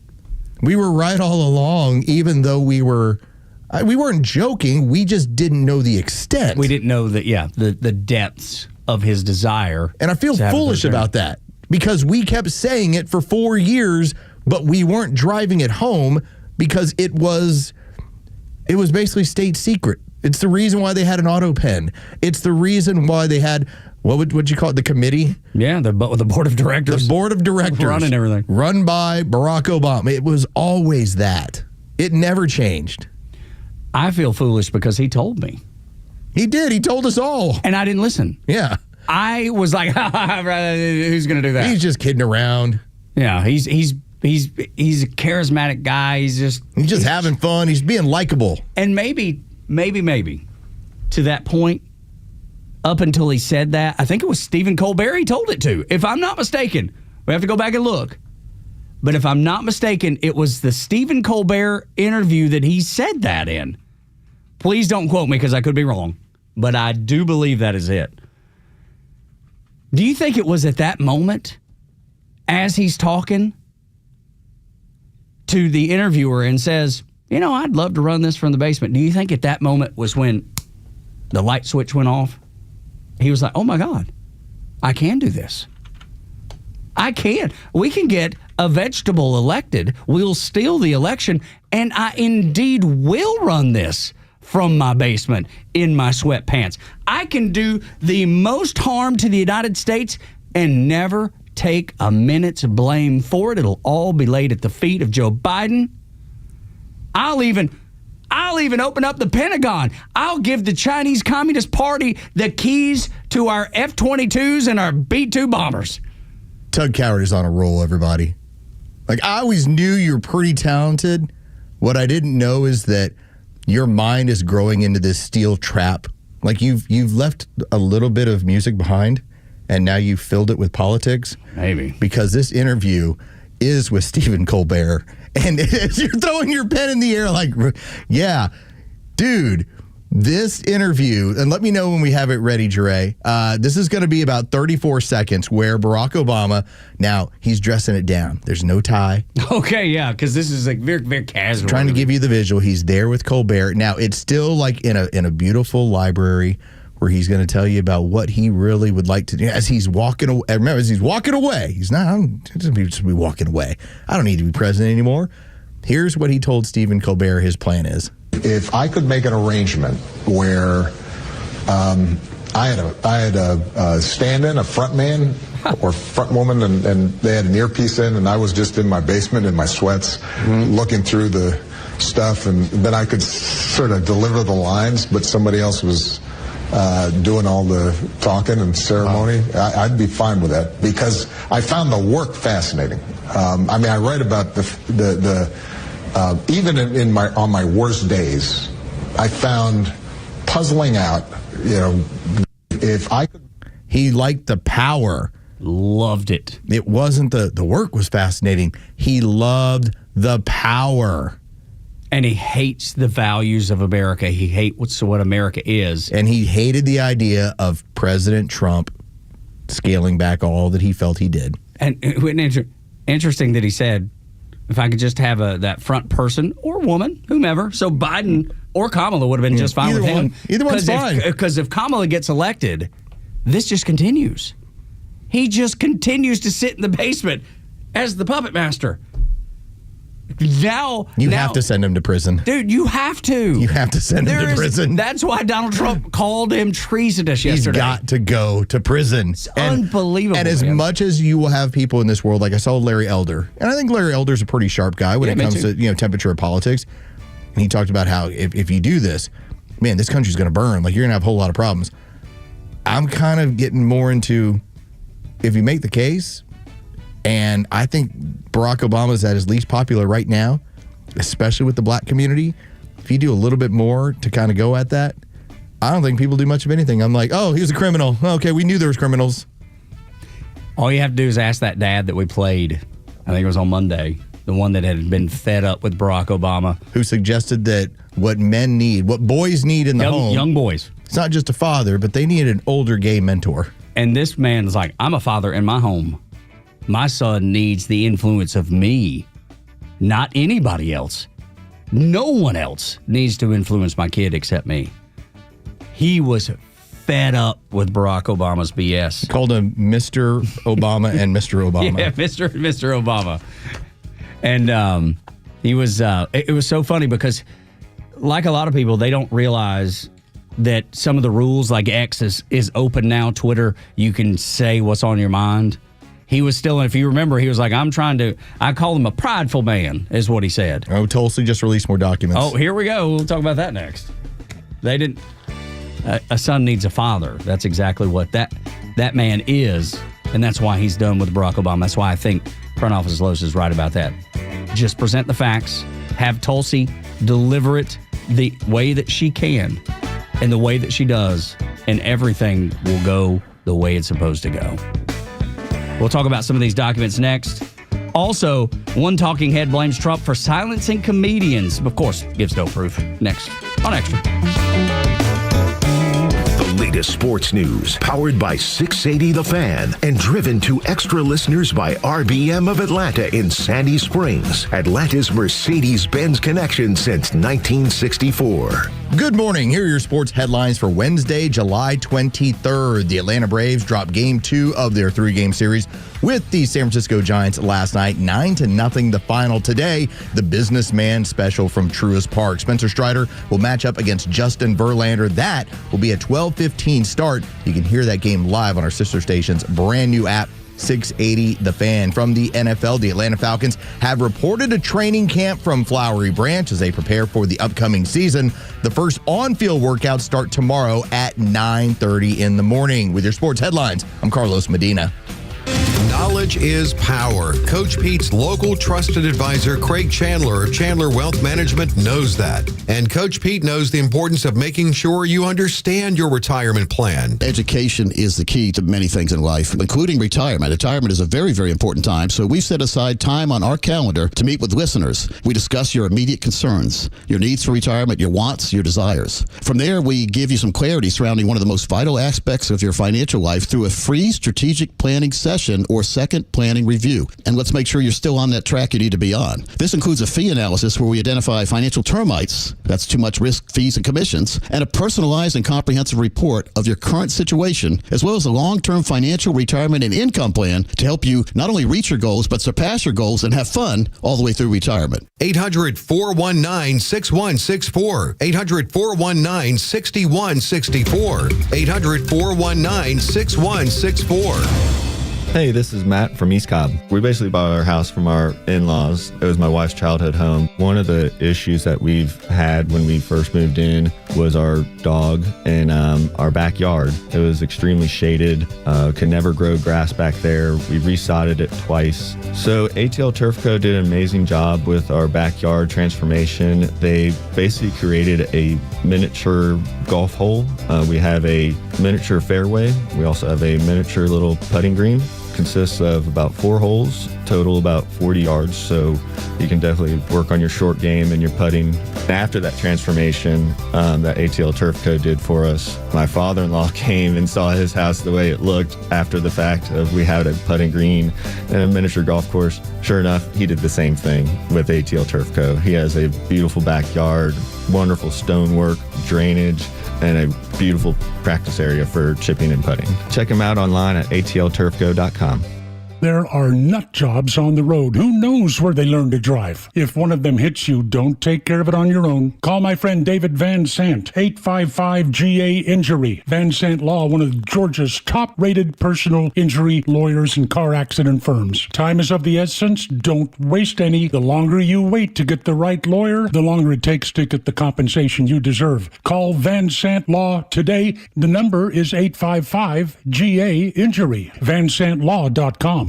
Military veterans are eager to transfer their skills and experiences to civilian life, but lack trusted connections to expedite their path to success. That is, until they meet the Warrior Alliance. The Warrior Alliance goes the extra mile to reach veterans in their communities so they do not have to take this journey alone. With over 40 partners across 10 service areas, your donation goes a long way toward achieving maximum impact for a veteran and their family. Go to thewarrioralliance.org to donate today and commit to helping the Warrior Alliance change thousands of lives for the better.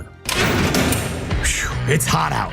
If you lose your cool with the law, it's important to know who to call. Call A Second Chance Bail Bonds, where we believe everyone deserves a second chance. So if you find yourself in trouble after a day of fun, in most cases we can have you or your loved one out in a matter of hours. A Second Chance. It's better to know us and not need us than need us and not know us. Call A Second Chance 24/7 at 404-BAIL-OUT. That's 404-BAIL-OUT. Or online at atlbail.com.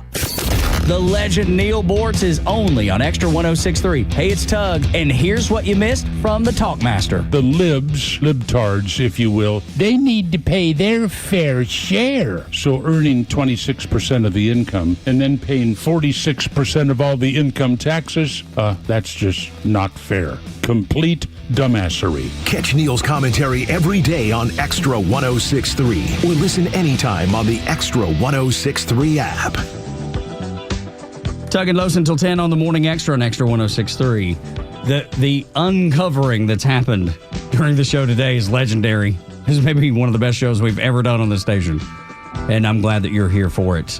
New details about the extra files, I suppose. The order of operations is becoming clear, because if you missed us in the 7 o'clock hour, when Tug, with his expertise in dealing with top secret and then classified information, because that's part of what he did during his naval service, there's a way, there's an order operation, there's an order of custody of how this stuff ends up getting put together. And that's exactly what it's called, custody.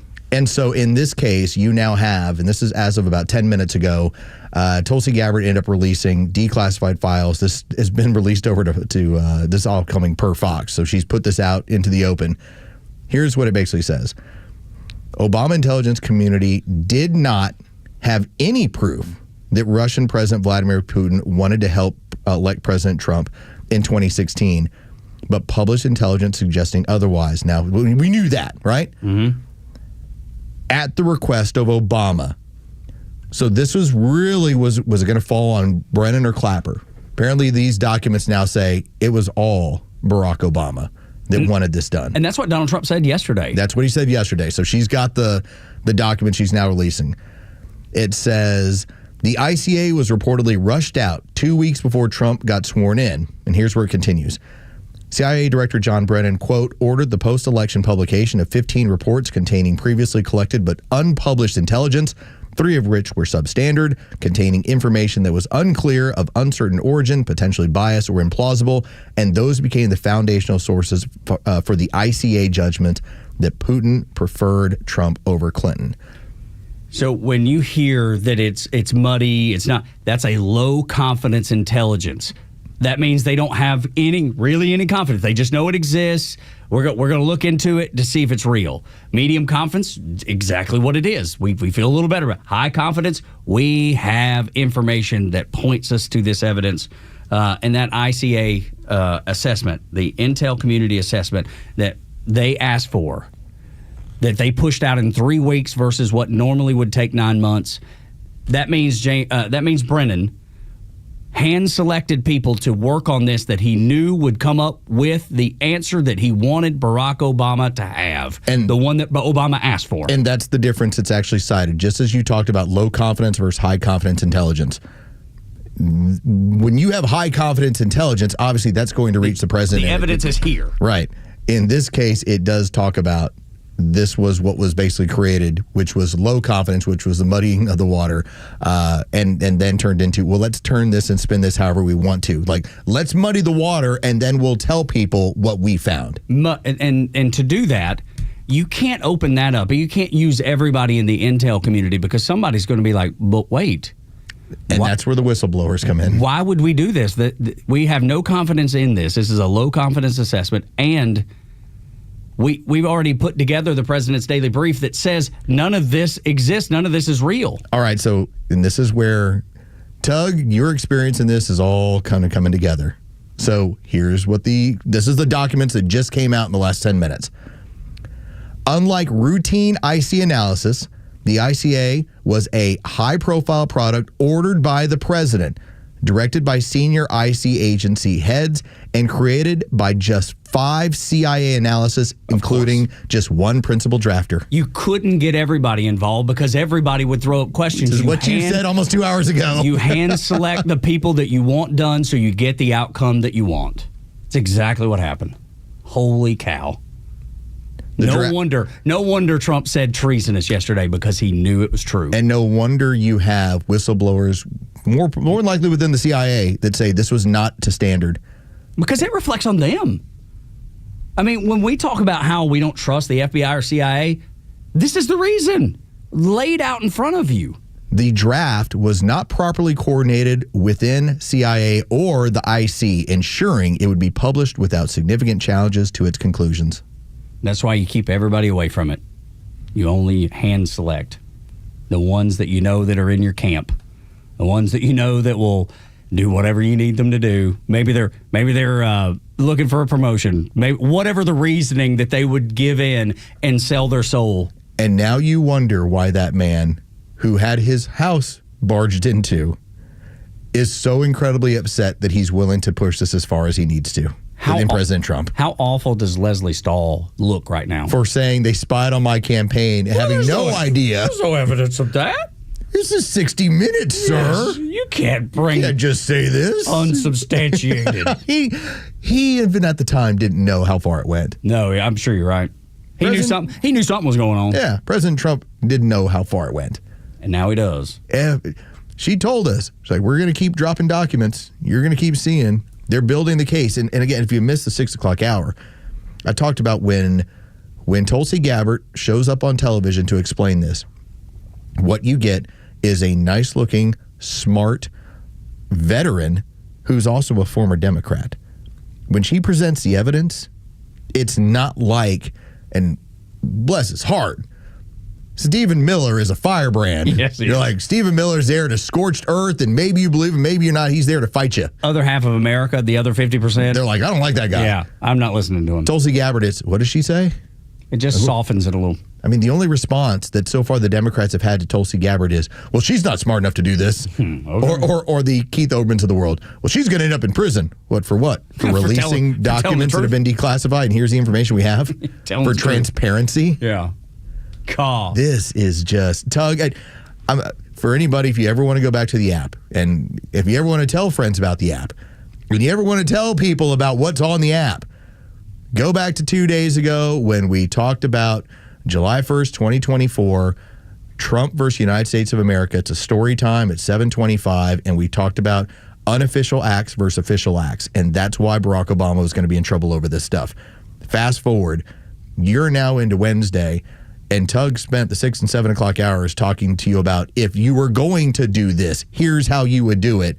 And sure enough, as we get to the end of the 8 o'clock hour, Tulsi Gabbard's dropped information that says this is how he did it. Exactly the way Tug said he would do it if he wanted to. This is the value of being in the 4-hour club. This is the value of the 4-hour club. You're like, they did talk about that. There you go. Tug Cowart told me exactly the chain of custody by which you could get this done if you were trying to get this done.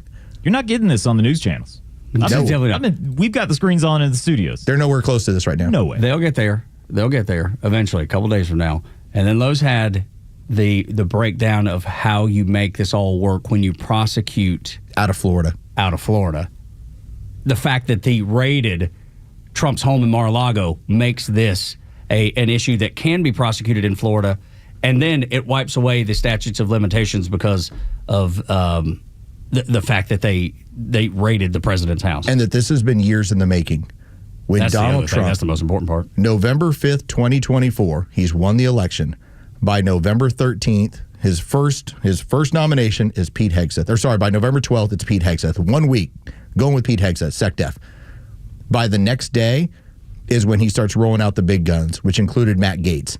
Now, Hegseth, for as much as like, we can't possibly let that guy in. He's a weekend anchor at Fox. By the time they said Gaetz, everyone went, especially the Democrats, there's no way. There's no way you can allow that guy as the attorney general. That, Hegseth can be in, but not him. And why? Because they wanted the Florida guy, a Florida attorney, to be the attorney general for this case, which will be filed in Florida. And when it got shot down, he went over to a softer version. We'll go get Pam Bondi. Pam Bondi's job, it's not about the Epstein files. As much as everyone, I want to see what's on the Epstein files. What's it? The job of Pam Bondi is to bring this court to trial in Florida and to ruin the deep state and to end the deep state and to end Obama and his cronies forever. That's why she was hired. That's her job. That is the goal here. That is the big picture. And then when you bring in the third piece of that puzzle with Anna Paulina Luna. Anna Paulina Luna, again, another representative from Florida, who I will contact her office with something more than, hey, I want to take you to Waffle House, and be like, all right, she plans on using the oversight committee to bring Brennan and Clapper out in front of them. As she put it out there yesterday, save your money, boys. Like, you're going to need lawyers. This is going to play. This is all being launched out of Florida, the reddest state in the union, the one place where I can't believe Anna Paulina did that. Her voters are like, hell yeah, we did, and we vote 80% Trump. You know who else is in this too? Ron DeSantis. That's another one. Remember when they were down there and Trump was joking, hey, we don't always get along, but we see eye to eye on things. They knew it at that moment what was coming. They can have D.C. This is never going to be filed in D.C. This is going to be filed in blood red Florida. Oh, the genius of Donald Trump on display for everybody to see. Glad that you're here to see it before everybody else. Like I said, you'll see it on Fox in a couple days. You'll see it on CNN in a couple days. You heard it here first on Extra 106.3. The biggest scandal in American history is unfolding right in front of our eyes, and we've just started exposing it. After the break on Extra. WFOM and W292 EV Marietta, a Dickey broadcasting station. The 9 a.m. hour is presented by Southern Exteriors. Quality and precision you can rely on. On today's Bortz Report, the always exciting subject of manufactured homes, a.k.a. trailers. And yes, I was trailer trash. I lived in what you might call a house trailer for part of my time in college and in the early years of Donna and Neil. But the word trailer here is problematic, and it leads us to a huge problem with affordable housing in this country today. I guess a lot of you haven't been inside what they call a manufactured home, but they're really quite luxurious. If you forget the fact that it used to be on wheels, you would be proud to live there. So why aren't there more manufactured homes out there? 5 words in federal law. I could spend 5 minutes or more here telling you how these manufactured homes are strong, well-built, inexpensive, and provide a place for many people in lower and middle incomes to live. But the problem here is federal law requires these homes to be built on a chassis to which you can attach wheels. The original theory was we need to be able to attach wheels in case we need to be able to move the home. But since the 1970s, according to an article in Vox.com, most of these manufactured homes go to a lot, the wheels are taken off, and they never move again. Getting rid of a permanent chassis would make them more affordable, more socially acceptable, and put a lot of people in their own homes. Okay, now I got to tell you about my wife's dear aunt. I'm going to run over time. If you want to, go ahead and cut this off and go back to regular programming. But we were driving from Jacksonville to Atlanta one time with Donna's aging aunt in the backseat of the car. We passed a manufactured home, half of one anyway, on the side of the road. The truck hauling it had a little bit of a problem. As we passed, Donna's aunt turned around and watched it disappear behind us.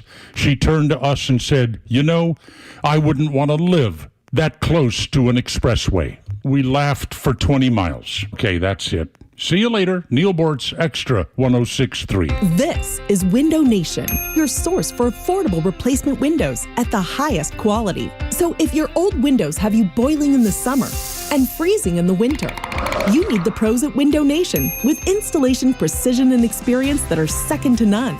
Their custom windows are guaranteed to be a perfect fit, and they're backed by the best warranty in the industry. Go to getwindownation.com or call 866-90Nation for your free estimate. And for a limited time, get 50% off all window styles, plus pay no interest for 5 years. The Morning Extra, every weekday morning from 6 to 10 on WFOM and W292 EV Marietta, a Dickey Broadcasting Station. Extra 106.3. Why he did it.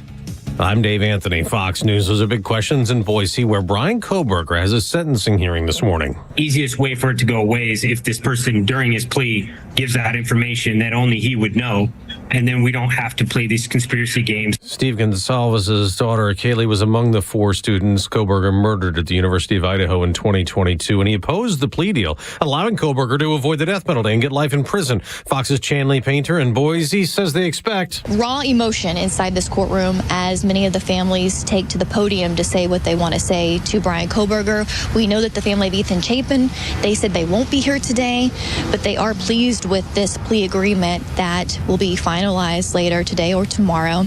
We expect to hear from Madison Mogan's family, Kaylee Gonsalves' family, and possibly even the mother of Xana Kernodle. We're learning of a bomb plot thwarted in New York City. Federal prosecutors say Michael Gann built at least 7 improvised explosive devices, or IEDs, using chemicals he bought online. The U.S. Attorney for the Southern District of New York says Mann used shotgun shells in some of the IEDs, then stored them on the rooftops of apartment buildings and threw one onto the subway tracks of a bridge that connects Manhattan and Brooklyn.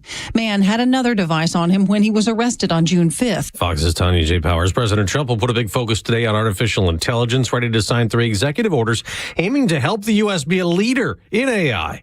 Treasury Secretary Scott Bessent tells Fox Business this is another industrial revolution coming. I think what's really gone unheralded here is the Trump administration's emphasis on deregulation. Well, this is the day after the president announced trade deals with 3 countries, setting tariffs on imports from Indonesia and the Philippines at 19%, 15% for Japan, which the president says will invest more than $500 billion into the U.S. America's listening to Fox News. He's coming. Here he comes. Surprise! Your table saw broke. Also, the warranty expired weeks ago, so you need to pay for a new one out of pocket. At Progressive, we know small business owners don't usually like surprises because they cost you money. But a good surprise that could save you money? Getting a commercial auto quote from Progressive. Oh, and the replacement part you ordered doesn't fit, so it's completely useless. What a waste. Surprise yourself. See if you can save in as little as 7 minutes at ProgressiveCommercial.com. Progressive Casualty Insurance Company and Affiliates. Hey, it's Mike Rowe, and if you want to do business with a company that actually stands for something, switch to Pure Talk. I did. Sure, I appreciate being on America's most dependable 5G network with unlimited talk and text for just $20 a month. But what I really appreciate is Pure Talk's commitment to our military and to our skilled workforce. That matters to me. Save 50% off your first month when you dial pound 250 and say keyword Mike Rowe. Pure Talk, a wireless company that actually stands for something. The news and talk I can trust. Extra 106.3. If you've missed any of today's show, you've missed quite a bit. And I would encourage you to go back and listen on the Extra 106.3 app starting at 6. You need to be a part of the 4-Hour Club today. If you can work it into your schedule, I would listen to the entire show today. Go back and listen to anything that you've missed if you're just checking in now. Make it a point. Take a longer lunch break. Don't go to work. Yeah, that's right. You want to find out what's going on in this world. Yeah. You need the 4 hours today. You do. You got to be a part of the 4-Hour Club. We welcome you. If you're just getting here, encouraging you to go back and listen, but we will take this last hour to share some of the things that we have talked about in the last 3. Obviously, much more condensed because we only have an hour to work it in. And shout out to Ozzy Osbourne. And shout out to Big Oz. Passing of the Prince of Darkness. Yeah, I just read, and Jeray actually brought this up because you said Prince of Darkness. I just read that Ozzy was a Christian man when he passed, and a friend, somebody else in another band that looked up to Ozzy that had been influenced by him over the years, gifted him a few months before he died a cross necklace, but it was with intent. And I find that fascinating. I've never heard that before, never seen that before. Jeray brought it up, and I was like, man, I don't know. That sounds like wishful thinking to me. Because, I mean, he was known as the Prince of Darkness. I mean, as a character. Yeah, I know it was. Yeah. I know it was. But I mean, that's your persona. It would just be. I'm playing a character. Relatively odd. Like, it's a little different because you and I have to do radio 4 hours a day, 20 hours a week. We don't really get to play characters. It's just you're you. It's just who you are. Yeah, that's right. Just, if you're going to do it, you got to be who you are. Because it'll be so easy in the amount of time that we're on to just see right through it. But Tom Cruise ain't Maverick. No, he's definitely not. He's got some version of him. Yeah. All right. Like some of these people, pieces of their personality that comes out in their character. Like, granted, Nikki Sixx, pretty wild dude. Holy cow. Pretty wild dude. Probably reined it in since that whole Kickstart My Heart thing. I don't imagine that Ozzy Osbourne was actually the Prince of Darkness. No, I don't think so either. But it was a good character that they went with that music. It filled the whole persona. Sure it did. I want to believe that his soul was in the right place when he left this earth. That I'm going to hope for that. But to see that, I wish I could find it. I had it in front of me and I accidentally closed it. To see the person that handed him this was pretty interesting. Oh, here we go. Youngblood. I don't know if you've ever heard of Youngblood, but kind of a metal guy. And he presented him with this cross. It was in 2022. And it was interesting. The person that posted about this said, metalheads, to your point, Los, I think this really illustrates what you're talking about. Metalheads are nice people cosplaying as bad people. But then he takes it a step further. He says hippies are bad people cosplaying as nice people. Okay. Jack Posobiec on this post said, I've been to a ton of metal shows, never had a bad experience with the audience. My brother-in-law, Daniel, who served in the United States Air Force, retired as captain, just extraordinary. He's a metalhead, too. Same way. He goes to all those shows. And I'm like, hang on, you're going to Pantera shows? I don't know if that's my crowd. You're going to, and he's seen Ozzy a bunch of times. He was like, dude, I've never had a bad experience. Exactly what Jack Posobiec is saying. But rest in peace, Ozzy Osbourne. He influenced so much. We talked about this earlier. I think it's worth revisiting a little bit. In the places that Ozzy touched that you would have never thought as a metal musician, he touched country music. I brought up the song 5150 by Dierks Bentley, and Dierks talks about being on Ozzy's train, and 5150, somebody called the popo because things are going crazy. Next door at Truist Park, the biggest brave besides Hank Aaron, Chipper Jones. What was that music? The one that Jure played there, Crazy Train. It's so iconic. And you brought up one that I hadn't even thought of earlier. Let's go! Yeah. Yes. Whenever with the hip-hop song? Whenever that song gets going. Like, Lil all right, John. Here we go. Lil Jon, who lives in Milton. See, there's another character. And yeah. I'm gangster rapper, but I live in Milton, Georgia. Get out of here. It's playing a character. That's right. But then there was one more, take it a step further, bringing it back into politics that because I never watched the show and never even thought about it. So the Osbournes debuted in 2002, and it was an example of, here's Ozzy Osbourne, the Prince of Darkness, who, by the way, if we want to strip it away from him, he was a dyslexic kid who'd been sexually abused at school by bullies and was suicidal and found himself in music. And then by the time he meets his wife in the 70s, they get married in 82. So they're like a 43-year marriage. So by the time the Osbournes comes on in 2002, it's your chance where you're like, I wonder what the Prince of Darkness is like. I wonder if he's casting spells. I wonder if he's biting bat heads. And no, he's just like you and me, dealing with a wife and kids that are giving him crap every single day. And that turned it into, wow, how lovable, how human. Like, that's what it's really like. And that led to a point where we started to see more reality television that was featuring people we knew, but giving them more real life scenarios, or at least show you what their life is like. A couple years later, you had The Apprentice in 2004. That's the one. And everybody got to look at Donald Trump differently. Because I knew nothing prior to The Apprentice. I knew nothing about Donald Trump. I knew he dated Marla Maples, who's from Dalton, Georgia. And he was a guy on tabloid shows of like who he's married to and what golf course they're opening. That's right. He flew to Dalton, Georgia one time, little bitty airport just south of my mom and daddy's house, almost to Murray County, almost to the county line. He flew in because he and Marla were going to Northwest High School so Marla could hand off the homecoming queen crown. That was my exposure. That's it. That's all I knew. I knew it was some rich dude married to somebody from the town that I was from. I just knew in movies like Richie Rich, you'd go, oh, how rich is Richie Rich? Well, Donald Trump knows him. That's right. Exactly. Like, that's how they drove it home that he was rich and successful. And he showed up in Home Alone. He would have these cameos as a rich dude. But it wasn't until The Apprentice that you got a real taste of who he was as a guy to go along with who he was as a negotiator and as a boss. And then that just spawned one show after another as far as seasons, and then Celebrity Apprentice and everything else. And that built this guy from kind of like an icon of New York, and to a lesser extent, Florida and golf, because that's what he was doing, to, hey, everybody in the country knows this guy. And his show's successful. A lot of people seem to like him. And NBC wanted to re-sign him again, and he decided to turn it down because he had other aspirations. I think I maybe saw 2 episodes. I never saw one. I saw a bunch of highlights. I remember, because when I was doing mornings on the country station, we would pull some kind of clips because sometimes there would be a country artist or a musician on there. I think Bret Michaels from Poison was on there. So we would pull those clips. So I knew the show through our exposure to it and us talking about it. But I never had this grand interest in watching The Apprentice. It just never tickled my fancy.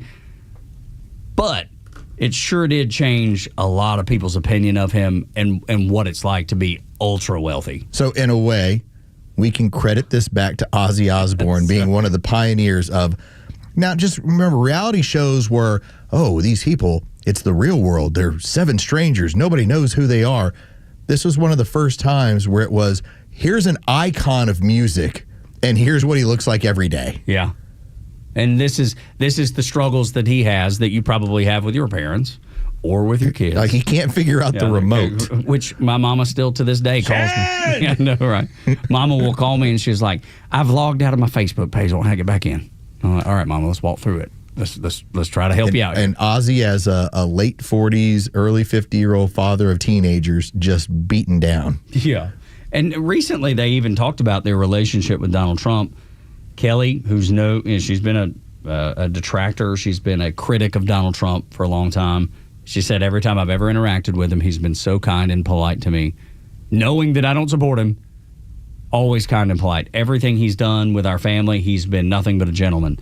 And so it's amazing how little things like this have so many tentacles that maybe you've never thought about. I don't even know until this morning that we've ever thought about.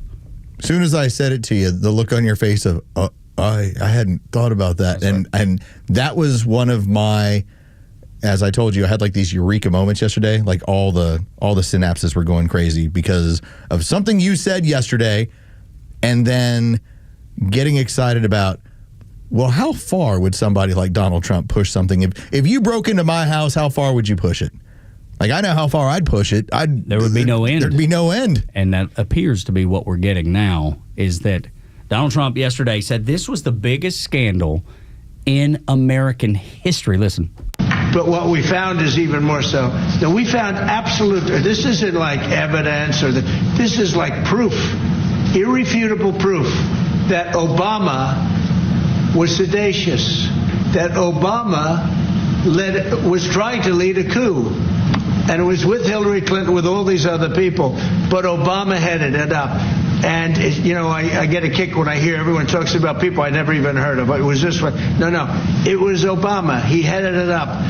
And it says so right in the papers. Got everything. This is the biggest scandal in the history of our country. And it really goes on to even the auto pen, because it all relates to the same thing. It all started the same sick minds. You have an auto pen, which is a tremendous, we don't have a president. We have an auto pen that signs everything. I'll bet you sign everything. You don't have auto pens. I love how he just randomly calls on his friend from India. I bet you don't have an auto pen. The Indian guys don't do it. Don't have one. I just want to sign this deal and get out of here. So yesterday, the discussion point was Clapper and Brennan, were they misleading the president, or was the president misleading them in terms of here's what's going on? At any point, was that the confusion? The documents that were released as of today that Donald Trump is talking about clearly show, as of now, President Barack Obama directed the CIA to do this. I wasn't confused about it. I wasn't really sure. It was, here's the intelligence. I'm directing you to write it this way. And by the time that it got to where it was going to be published, and here's how it's going to influence what was going on in the intelligence field, it had one person who had drafted it and 5 people that were a part of it to go along with Brennan. That's why he said it's not like evidence. This is proof, irrefutable proof that Obama was seditious. Obama was trying to lead a coup with Hillary and these other people, but Obama headed it up. It's the biggest scandal in our country. Seditious, coup, treasonous, and even brought in the auto pen because we know Barack Obama was running the Biden White House. We know that now. It's very clear. Were there input? I'm sure he let Hillary make decisions. I'm sure he let Susan Rice make decisions, and Jill and Hunter Biden were making decisions, but he was at the head of everything. If there's something to take away from this hour, I want everyone out there to take this away, this one particular aspect. Somebody's going to say, why would you do this? Like, what is the plan? It's not like Hillary was going to be president, but the outsider wasn't going to be. This would have gone over to Mike Pence, and everything in D.C. is back to normal. It's no different than George Bush. It's no different than... The outsider is out. Mitt Romney. The guy who's going to shake things up, who wants to drain the swamp, all of that stuff that you heard on the campaign trail. Mike Pence would have been the guy who does this stuff for 4 years and then right back on over to somebody else. And do you think USAID would have been touched under Mike Pence? Not a chance. Do you think Elon Musk would have been brought in to do an audit of the federal government? Never. It would have been business as usual, and that was the goal. And at no point would Barack Obama be worried about his legacy, that the guy who keeps talking about taking a sledgehammer to it, he's not going to worry about that. Mike Pence is going to run things according to how the establishment Republicans wanted them to. Uniparty. The Uniparty would have been back in charge. That was you want to know what the goal was? The goal was the outsider to get him out. Business as usual was the goal. How do we sink this man? How do we keep him from being able to accomplish anything? And how do we get him out? And the fact that we couldn't means we have to off him. We got to kill him. And if you look at the dominoes... The dominoes was everything we've tried has not worked, and he's back. What happens now? We got to send Thomas Crooks to get him. We got to send Ryan Ruth to get him. Allegedly. Thank you. Even though, and especially when it comes to Ryan Ruth, there's such a screaming of asset there in terms of a guy who doesn't have a dollar to his name, flying all over the world, doing what he was doing, trying to recruit Afghan fighters for the fight in Ukraine. With what money? With no money in his bank account. Who flies to Afghanistan to begin with? Like, what would make you want to go to Afghanistan? Well, he was going to recruit. As Lo said, how do you pay to get there? Well, I got any money. I got this credit card they gave me. This credit card they gave me. That's the only way you're getting anywhere. But that's the end game of all of it. Right. This all started with Barack Obama. This started in the fall of 2016. This was after the election. This was ramping up into winter of 2017, first term, first month for President Trump. And it's crazy because he didn't, at that point, coming in, they must have known, like, we're going to be able to hamstring him. We're going to be able to really control him because he's going to have all these deep staters. He's going to have all these uniparty people working for him to undermine everything he does. And this is a reality star. This dude knows nothing about government. He's not going to be able to get anything accomplished. He's not in the crowd. Nothing. We have the intel community that can't stand him.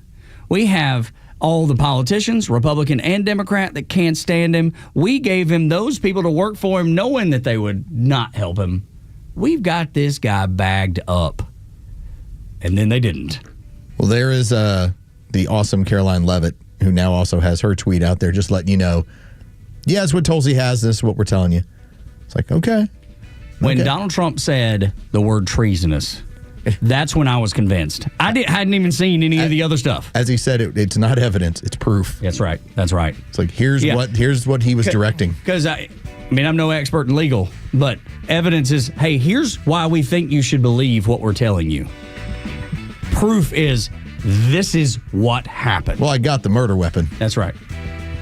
Like, I got a body. It's evidence. I got the murder weapon here. With the hand, with the fingerprints. Yeah. The fingerprints on it. That's the proof. Incredible day here on Extra 106.3. When we continue, what's Obama's legacy now? I think it's probably a lot different than it was yesterday. Next on Extra. Wherever you are in Georgia, you can stream Extra 106.3 in crystal clear digital with the all-new Extra 106.3 app. Get Extra's live on-air stream in real time, or go back and listen to all your favorite shows, Neil Bortz, or original podcasts, no matter where you go. Grab the Extra 106.3 app now and start streaming. The summer's got you thinking about hitting the road. And with back to school right around the corner, you need a vehicle built for the road and safe enough for the family. And Subaru of Gwinnett has it for you. Like the 2025 Subaru Outback, which will take you as far as you want to explore with standard symmetrical all-wheel drive, plus up to 32 miles per gallon. And if you're up for adventure, it'll get you off the beaten path with up to 9.5 inches of ground clearance, more than the Honda CR-V or Toyota RAV4. Or the 2025 Subaru Forester, the SUV for all you love. It's the right-sized SUV for all the adventures ahead, with a spacious and comfortable interior for everyone you want to bring along. And no matter where adventure takes you, it starts on Satellite Boulevard in Duluth with the amazing staff at Subaru of Gwinnett. They'll help you find the Subaru that you'll love and be there every step of the way for everything you need. Start your shopping online at SubaruofGwinnett.com. Hey, it's Flounder, and I've got 2 pieces of advice. Marry the girl of your dreams and get the ring at Solomon Brothers. That's what I did. I recently tied the knot, and my wife loves jewelry. So when I heard about Solomon Brothers' Christmas in July event, I was back in the store. Santa ditched the sleigh for a surfboard, and Solomon Brothers is celebrating with 31% off everything. Rings, necklaces, earrings, you name it. It's all 31% off for the 31 days of July. Premium pieces, unbeatable prices, and serious brownie points. Solomon Brothers is Atlanta's only 5-star rated jeweler with over 3,000 glowing reviews. They're the preferred jeweler of the Braves, proud partner of the Dogs, and official jeweler of Georgia Tech. So whether you're popping the question, shopping for your wife, or just want to treat yourself, Solomon Brothers is the place. So come see us at Solomon Brothers Jewelers on the 17th floor of Tower Place in Buckhead, on Old Milton Parkway in Alpharetta, and on Fisher Crossing Drive in Sharpsburg. Or shop online anytime at SolomonBrothers.com. I enjoy a good night's sleep, and I like to breathe while I'm sleeping. My wife appreciates that, too. That's why I wear a CPAP. You want the right machine. You want expert advice. You want all the supplies that go with it. You get it all at CPAPs, etc. in Alpharetta. Machines, masks, tubing, filters, cleaning supplies, all of it, and they ship nationwide. Walk-ins, by the way, are welcome. CPAPs, etc. Alpharetta, CPAPSETC.com. We're smart, we care. We're Central Heating and Air.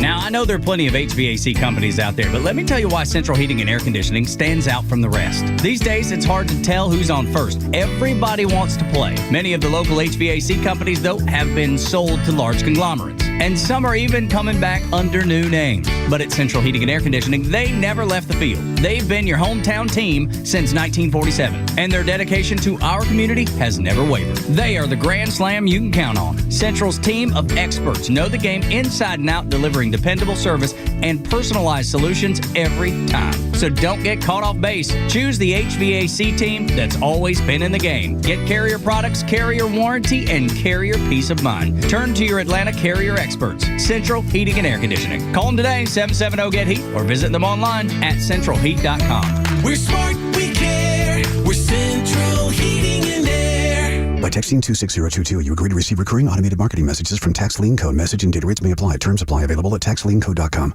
Imagine waking up and not needing to rush. No commute, no emails, no boss. Just coffee, sunlight, and the freedom to choose. That's the power of tax lien investing. It's been around for over 200 years, used by banks, hedge funds, and the wealthy. And now, finally, it's being taught right here in Atlanta. It's secure, predictable, passive income backed by real estate and mandated by state law. And it pays you, sometimes 15 to 35% returns. You don't need to own property. You just need to see how it works and how to do it right. We've taught over 100,000 students, and we'll teach you for free at a live masterclass right here in Atlanta. If you're ready to start building real wealth through tax lien investing, this is it. Text EARN to 26022 to reserve your free seat. That's EARN to 26022. But hurry, seats are limited. Text EARN to 26022. The stories that matter to you. These are your Georgia headlines. Here are your Georgia headlines for Wednesday, July 23rd. Millions of dollars of drugs are off the streets. The FBI, along with local agencies, arrested 21 people involved in a drug ring across metro Atlanta.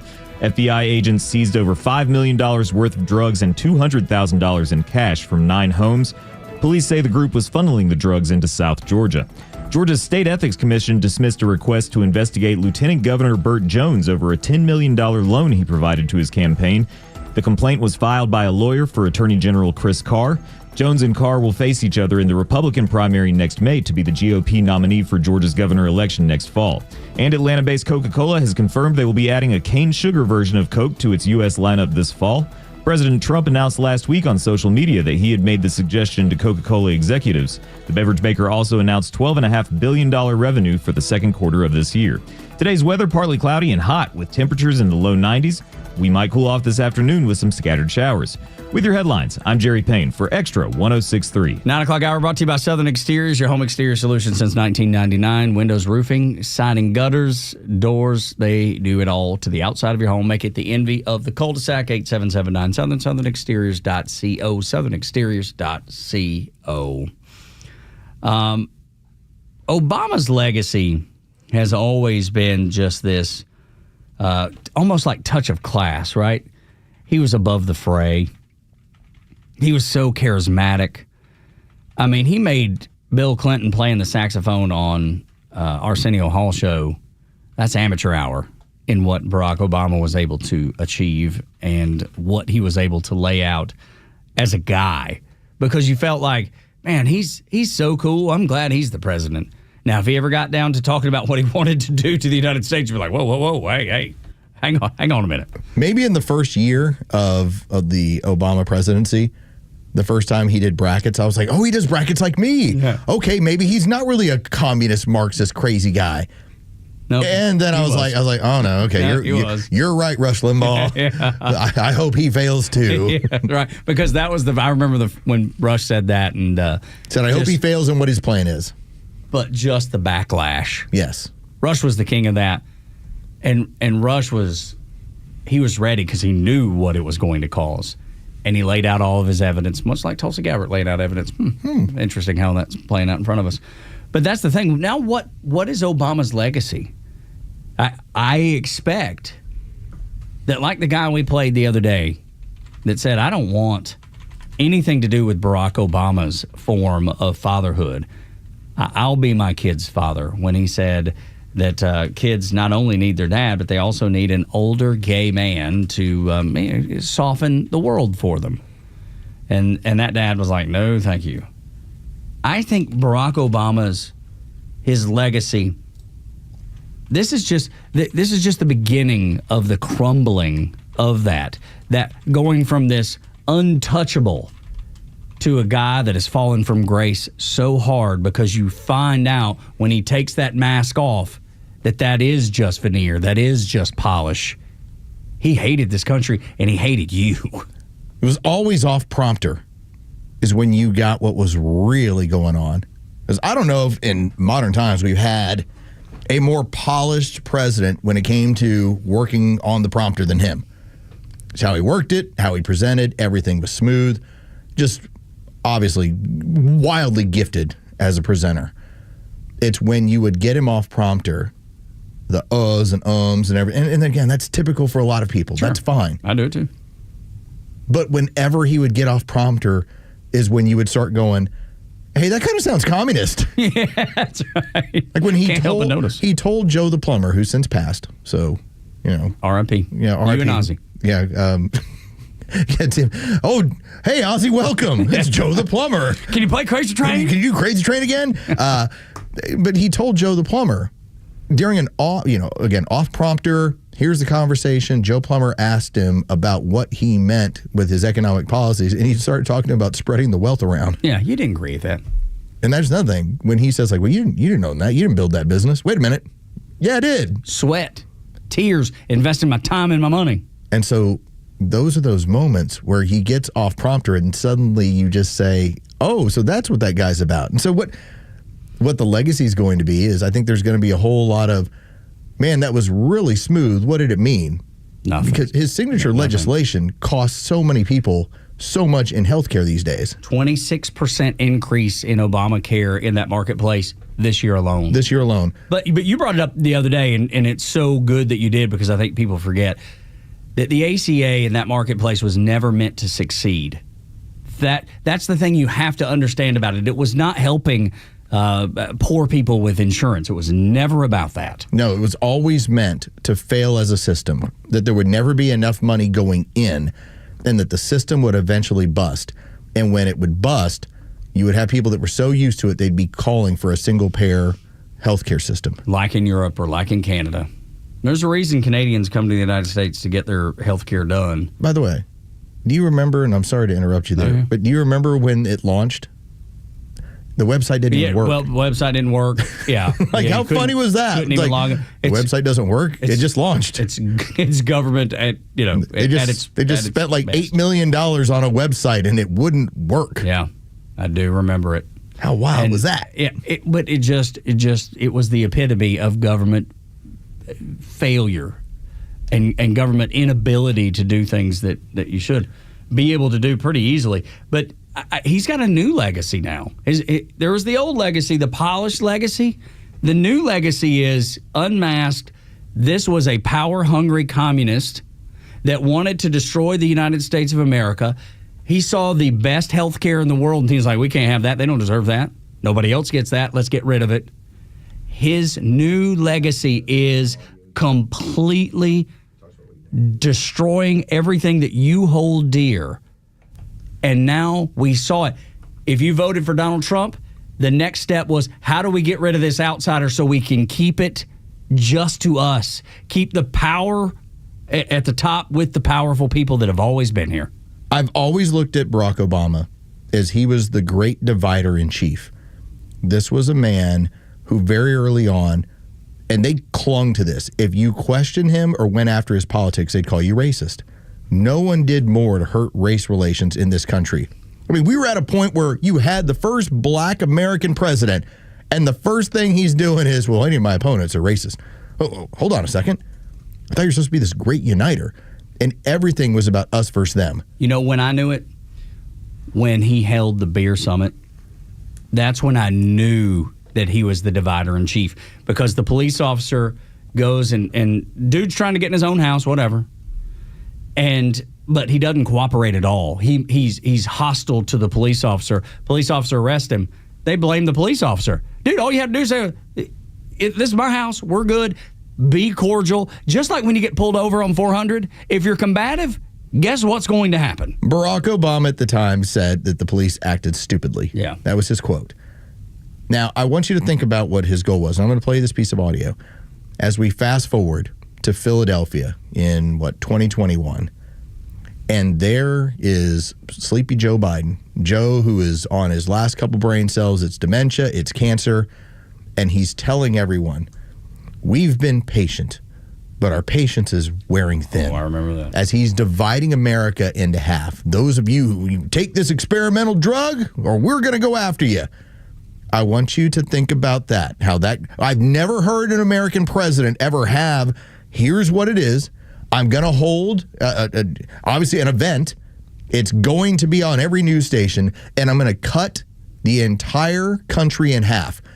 Now, that sounds like something that would have come out of the mouth of the divider-in-chief, if you remember what he told you. If I could make an arrangement where I had a stand-in, a front man or front woman, and they had an earpiece in, and I was just in my basement in my sweats looking through the stuff, and then I could sort of deliver the lines, but somebody else was doing all the talking and ceremony. I'd be fine with that because I wouldn't have to take the rap.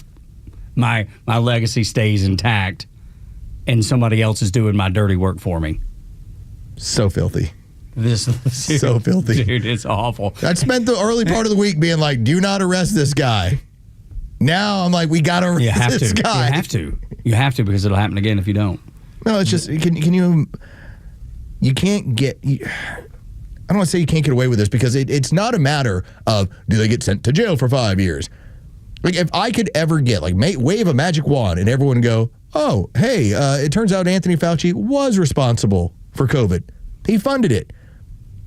At least maybe people wouldn't see him as some sort of deity on the left any longer. Maybe that's enough for me. Like, just knowing that his legacy is upended. It's gone. Yeah. That everyone goes, what a crook. Like, what a... In the way that people treated OJ around America for years. Now, granted, that's a double murder. That's different. But at the same time, it's dirty pool. Like, there's people that ruin their reputation. They never get it back. Well, think about it, dude. What you just said. That was a double murder. They sent 2 people to murder Trump. Allegedly. I know. I can't. Tried to blow his head off on live television. I wonder why. Because everything else wasn't working. But somebody needs to go to prison for this. And if it's not Barack Obama, then he needs to have his entire legacy tarnished over this. And maybe that's all you might get in a trial. But that might be enough, given how much he valued it, where he was decided to stay in D.C., be the first president to do that in 100 years, and to, instead of having a peaceful transition of power, remember, a peaceful transition of power, Trump won't walk away. Trump did walk away. Barack Obama didn't. Barack Obama made it a point. On my way out, I'm going to drop so many landmines here so that you can't possibly have a peaceful transition. And now we see the erosion. We see the straw that broke the camel's back, and that was going into Trump's home. So now he is going guns a-blazing, full, I'm coming and I'm bringing hell with me to destroy your legacy that was so important. Just like you're saying, so important. All the veneer, I'm going to strip it away. I'm taking the wallpaper down. I'm busting this thing down to the studs. I'm getting rid of your funding, USAID, all that. I'm tearing it apart. And they must have known that he was going to do this, or had some inclination that he had the urge to tear down everything that the Democrats had built over the last 50 years. Not just Obama's legacy. He wanted to get it all. This is not in any way tinfoil hat. I'm explaining how this stuff works. Once the big, beautiful bill was done and it was passed, and we talked about all these victories, they knew what he was turning to. They knew, because the staff he put around him and what they were planning on doing and the investigations that were going on, they knew, the other side, being the Democrats, what was coming. Why did they sit on Epstein and all of that for the better part of 4 years and never let that out? Then suddenly, right after the big, beautiful bill, they started talking about it. Surprise! Like a jack in the box. They were trying to create a distraction. As much as they want to be like, you know what? They're just trying to create a distraction from Epstein. Epstein is small potatoes. It doesn't matter. As much as we get to say, yeah, it's a pretty horrible scenario, but he's dead, his accomplice is in prison, and anybody else you want to go get, all right, unseal the documents. Show us who you think was part of this, and maybe justice finds him down the road. But this is different than the president of the United States setting up the next president of the United States in order to criminalize him and get him into prison. Knowing you wanted him either imprisoned or dead. Knowing that you would do anything in the world to get him out of there, to kick him out, to make sure that he's not able to do anything that he campaigned on. This is the exact meaning that SCOTUS found when it came to unofficial act. You ran a dark campaign. This was not an official act. This was not, hey, we're looking, you made it. He said it himself. He was in his basement. You gave a direct order for the CIA to create information by which you could look into this guy, you could spy on him, you could eventually prosecute him. That is not an official act. You do not have presidential immunity. By no means. January 1st, 2024, Trump versus United States. As it turns out, when the left was like, well, now he can do anything he wants. No, it's not true. At the same time, neither can Barack Obama. What was the date? December 8th when they pulled the president's daily brief. They pulled that back. Then they had the meeting. Then he ordered the ICA, the Intel Community Assessment. They limited who could be working on it. Brennan knew his guys that would say what he needed said. They rushed it 3 weeks instead of 9 months. And they got what they wanted. Tulsi said it best, that manufactured intel. It wasn't politicized intel.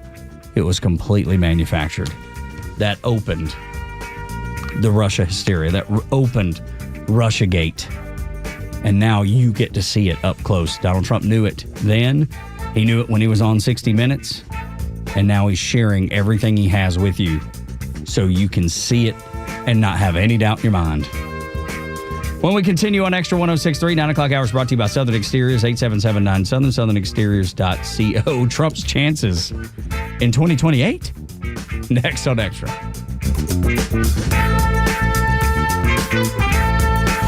The Morning Extra on Atlanta's only conservative news and talk station, Extra 106.3 FM. Good morning, it's Los. Let's talk about Echo power equipment. Summer's here, and Howard Brothers has Echo gear to get you through it. Hey, heat, yeah, it's all over the place. You know it, I know it. You go outside, it can be a little hot, maybe a little uncomfortable, and maybe also you've noticed your grass is responding too. It is overgrowing. No problem. Trimmers to blowers, chainsaws to edgers, Echo Power Equipment gives you the power to tackle every job without breaking a sweat. Or, because you'll be working fast, just a little one. It's hot out there. It's time to get your Echo equipment from Howard Brothers. They have the know-how to match you with the right tool right now and every single time. The grass is always greener when you take care of it with Echo and with Howard Brothers. The latest sports news, powered by 680 The Fan and driven to Extra listeners by RBM of Atlanta in Sandy Springs, Atlanta's Mercedes-Benz connection since 1964.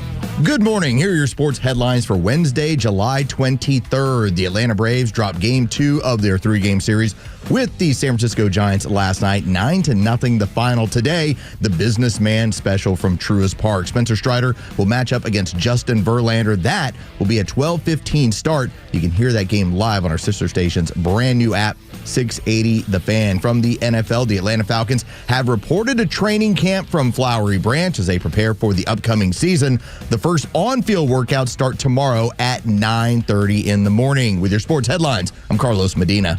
Hey, this is John Flading. I'm the president and owner of ATL Turf Co. We have become a highly sought-after turf installation company in the Atlanta and North Georgia luxury residential market.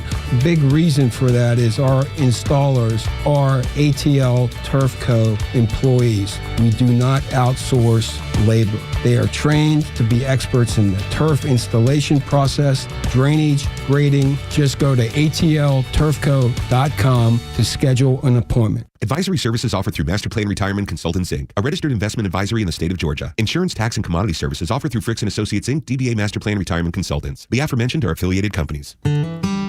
Retirement means different things to different people. Some folks want to travel the world. Some folks want to spend more time with grandkids. For me, I'm looking forward to spending more time with my guitar. Whether extravagant and robust or simple and cozy, every retirement needs a plan. You wouldn't take a trip without directions. You have to know where you are before you know where you're going. Master Plan Retirement Consultants have helped many like you plan for their own retirement. Not only does Master Plan help you create the roadmap, they join you on the journey. So whether you want to travel the world, become a pickleball champ, or just looking for a good porch, a sturdy rocking chair, and an acoustic guitar, remember to plan well because the destination is worth it. Visit masterplanretired.com to schedule your complimentary consultation today.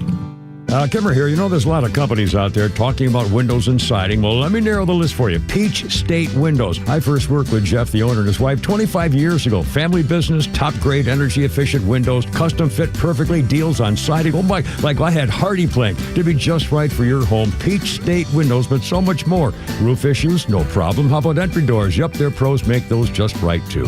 Financing? No money down. 770-485-8011 or peachstatewindows.com. Hey, this is Tom from The Honest Car Guy. We help you buy your next pre-owned car or truck honestly. We guarantee each vehicle we sell will come with a copy of the bill of sale, showing what we paid for it. You pay what we pay, plus an honest fee. Guaranteed. Honesty is the best policy, and we guarantee it. Finally, a pre-owned car and truck buying process that you can trust. Get an honest car buy from the Honest Car Guy. Call 844-SHOW-ME-1. That's 844-SHOW-ME-1, or visit honestcarguy.com. The older I get, the more I think about trust. I think about the people in my life who have my trust and earned my trust, and the trust that I have placed in some people who I later learned abused that trust. I know we're alike in that way. We don't trust a lot of people anymore. It's like we're all Ronald Reagan, trust but always verify to make sure we're not making a mistake. I find it a little exhausting, quite honestly, and that's why I started realestateagentsitrust.com. I didn't have good experiences with buying and selling my homes. So we built Real Estate Agents I Trust to introduce you to one of the thousands of agents all over the country that we work with,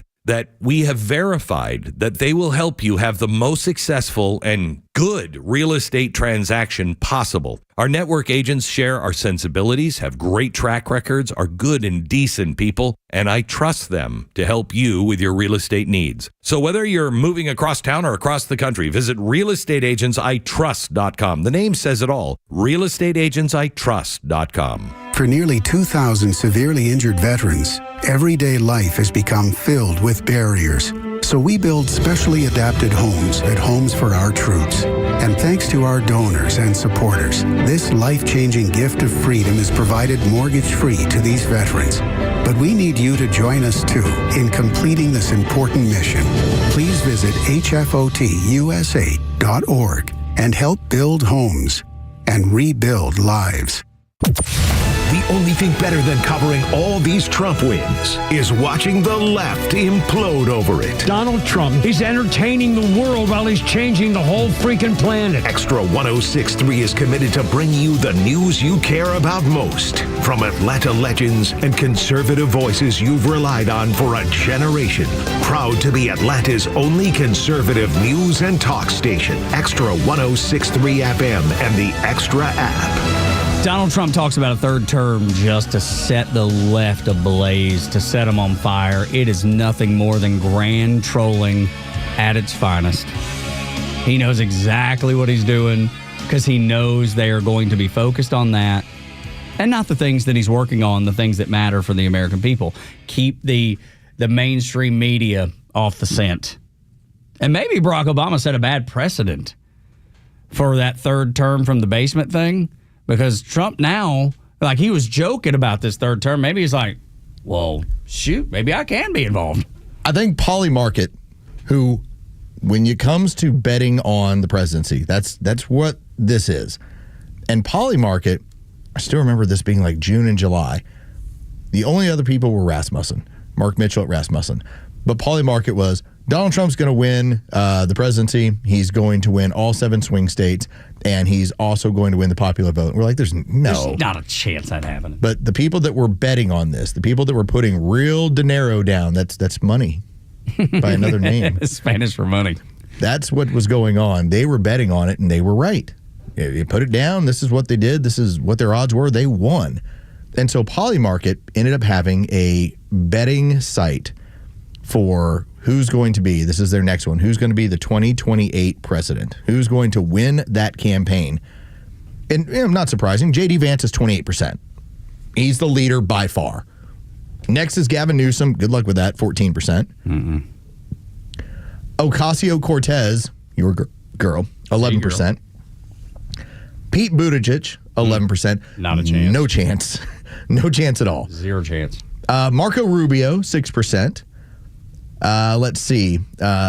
Shapiro, the governor of Pennsylvania, 5%. And interestingly enough, and here's really just where it kind of points out, Kamala Harris and Donald Trump each 4%. The guy that cannot legally run for office has the same chance. Has the same odds as his opponent in the last election. So I pulled up the live board just to follow along here, and she's actually dropped 1% in the last 24 hours.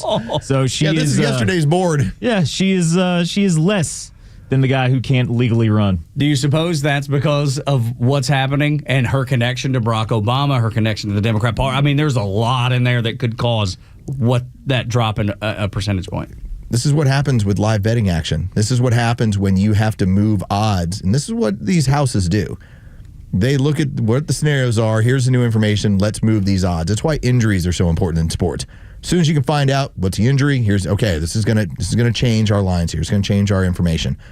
In this case, the stuff that Barack Obama is involved in looks so dirty that even somebody like Kamala Harris, who was like the personal choice to run with Joe Biden, is like, yeah, take her down a notch. Yeah, it's go to 3%. Yeah, she's actually behind Donald Trump at 4%. Who cannot run legally. He leads her by a point. Now, if you were ever to bet it, you imagine how much you would win if there just happened to be. Now, I'm not suggesting this.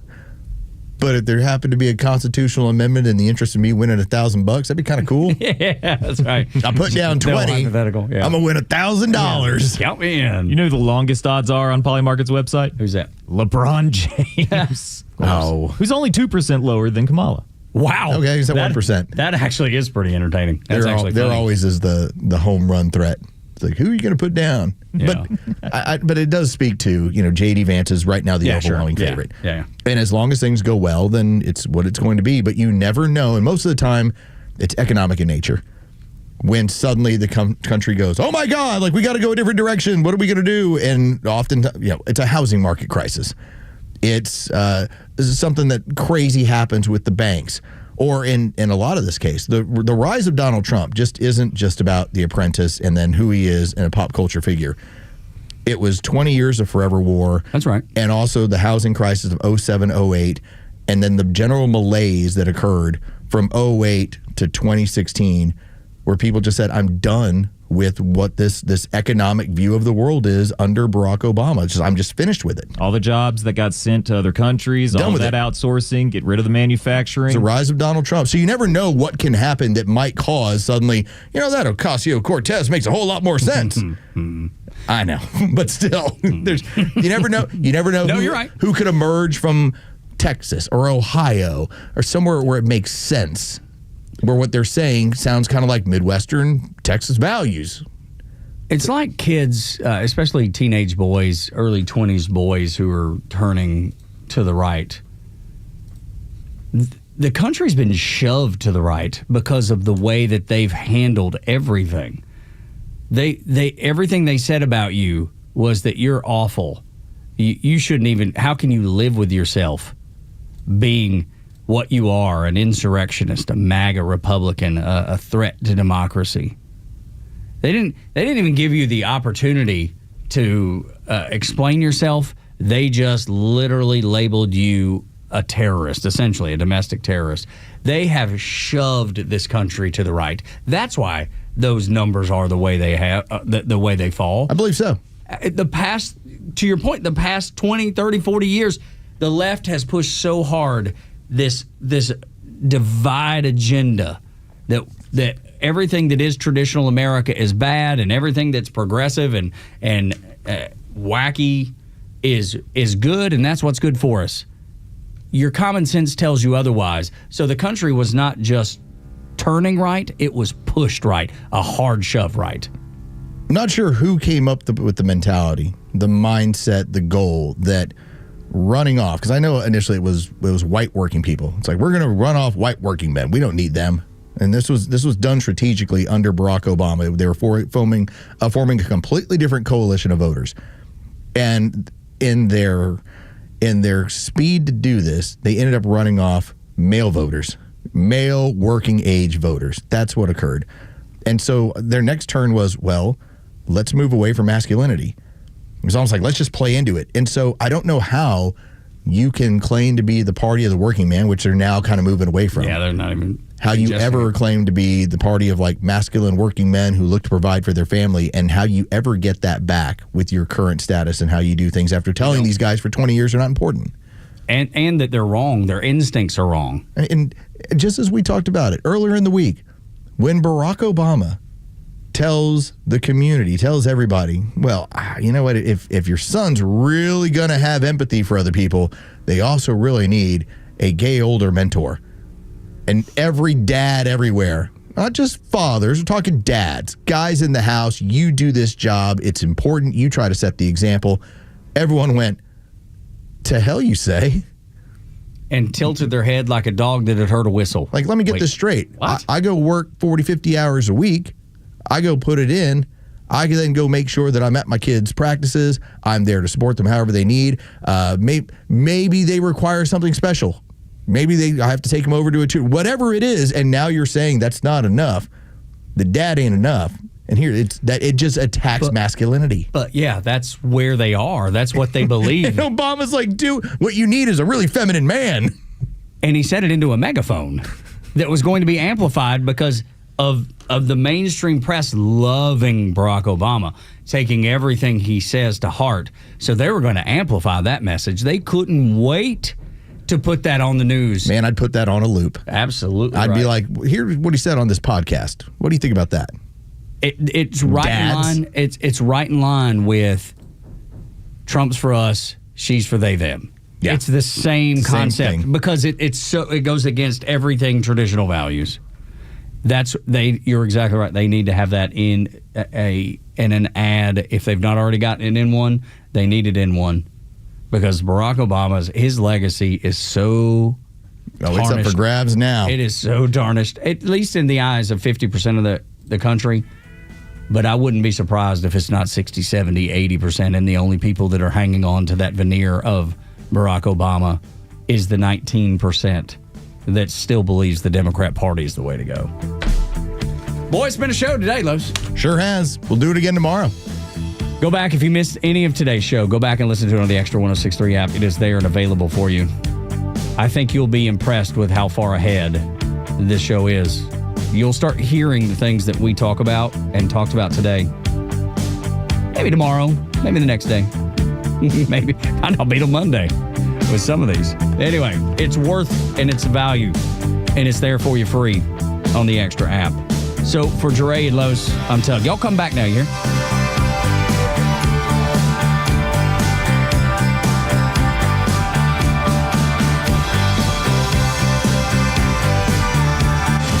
Social Security was never meant to be the sole source of income in retirement. So, Coach Pete, why is it so important to have another guaranteed source of income? Because then you're in control. If you're depending on Social Security only, that's going to be a difficult decision. I mean, how are you going to manage that? I mean, it's not going to be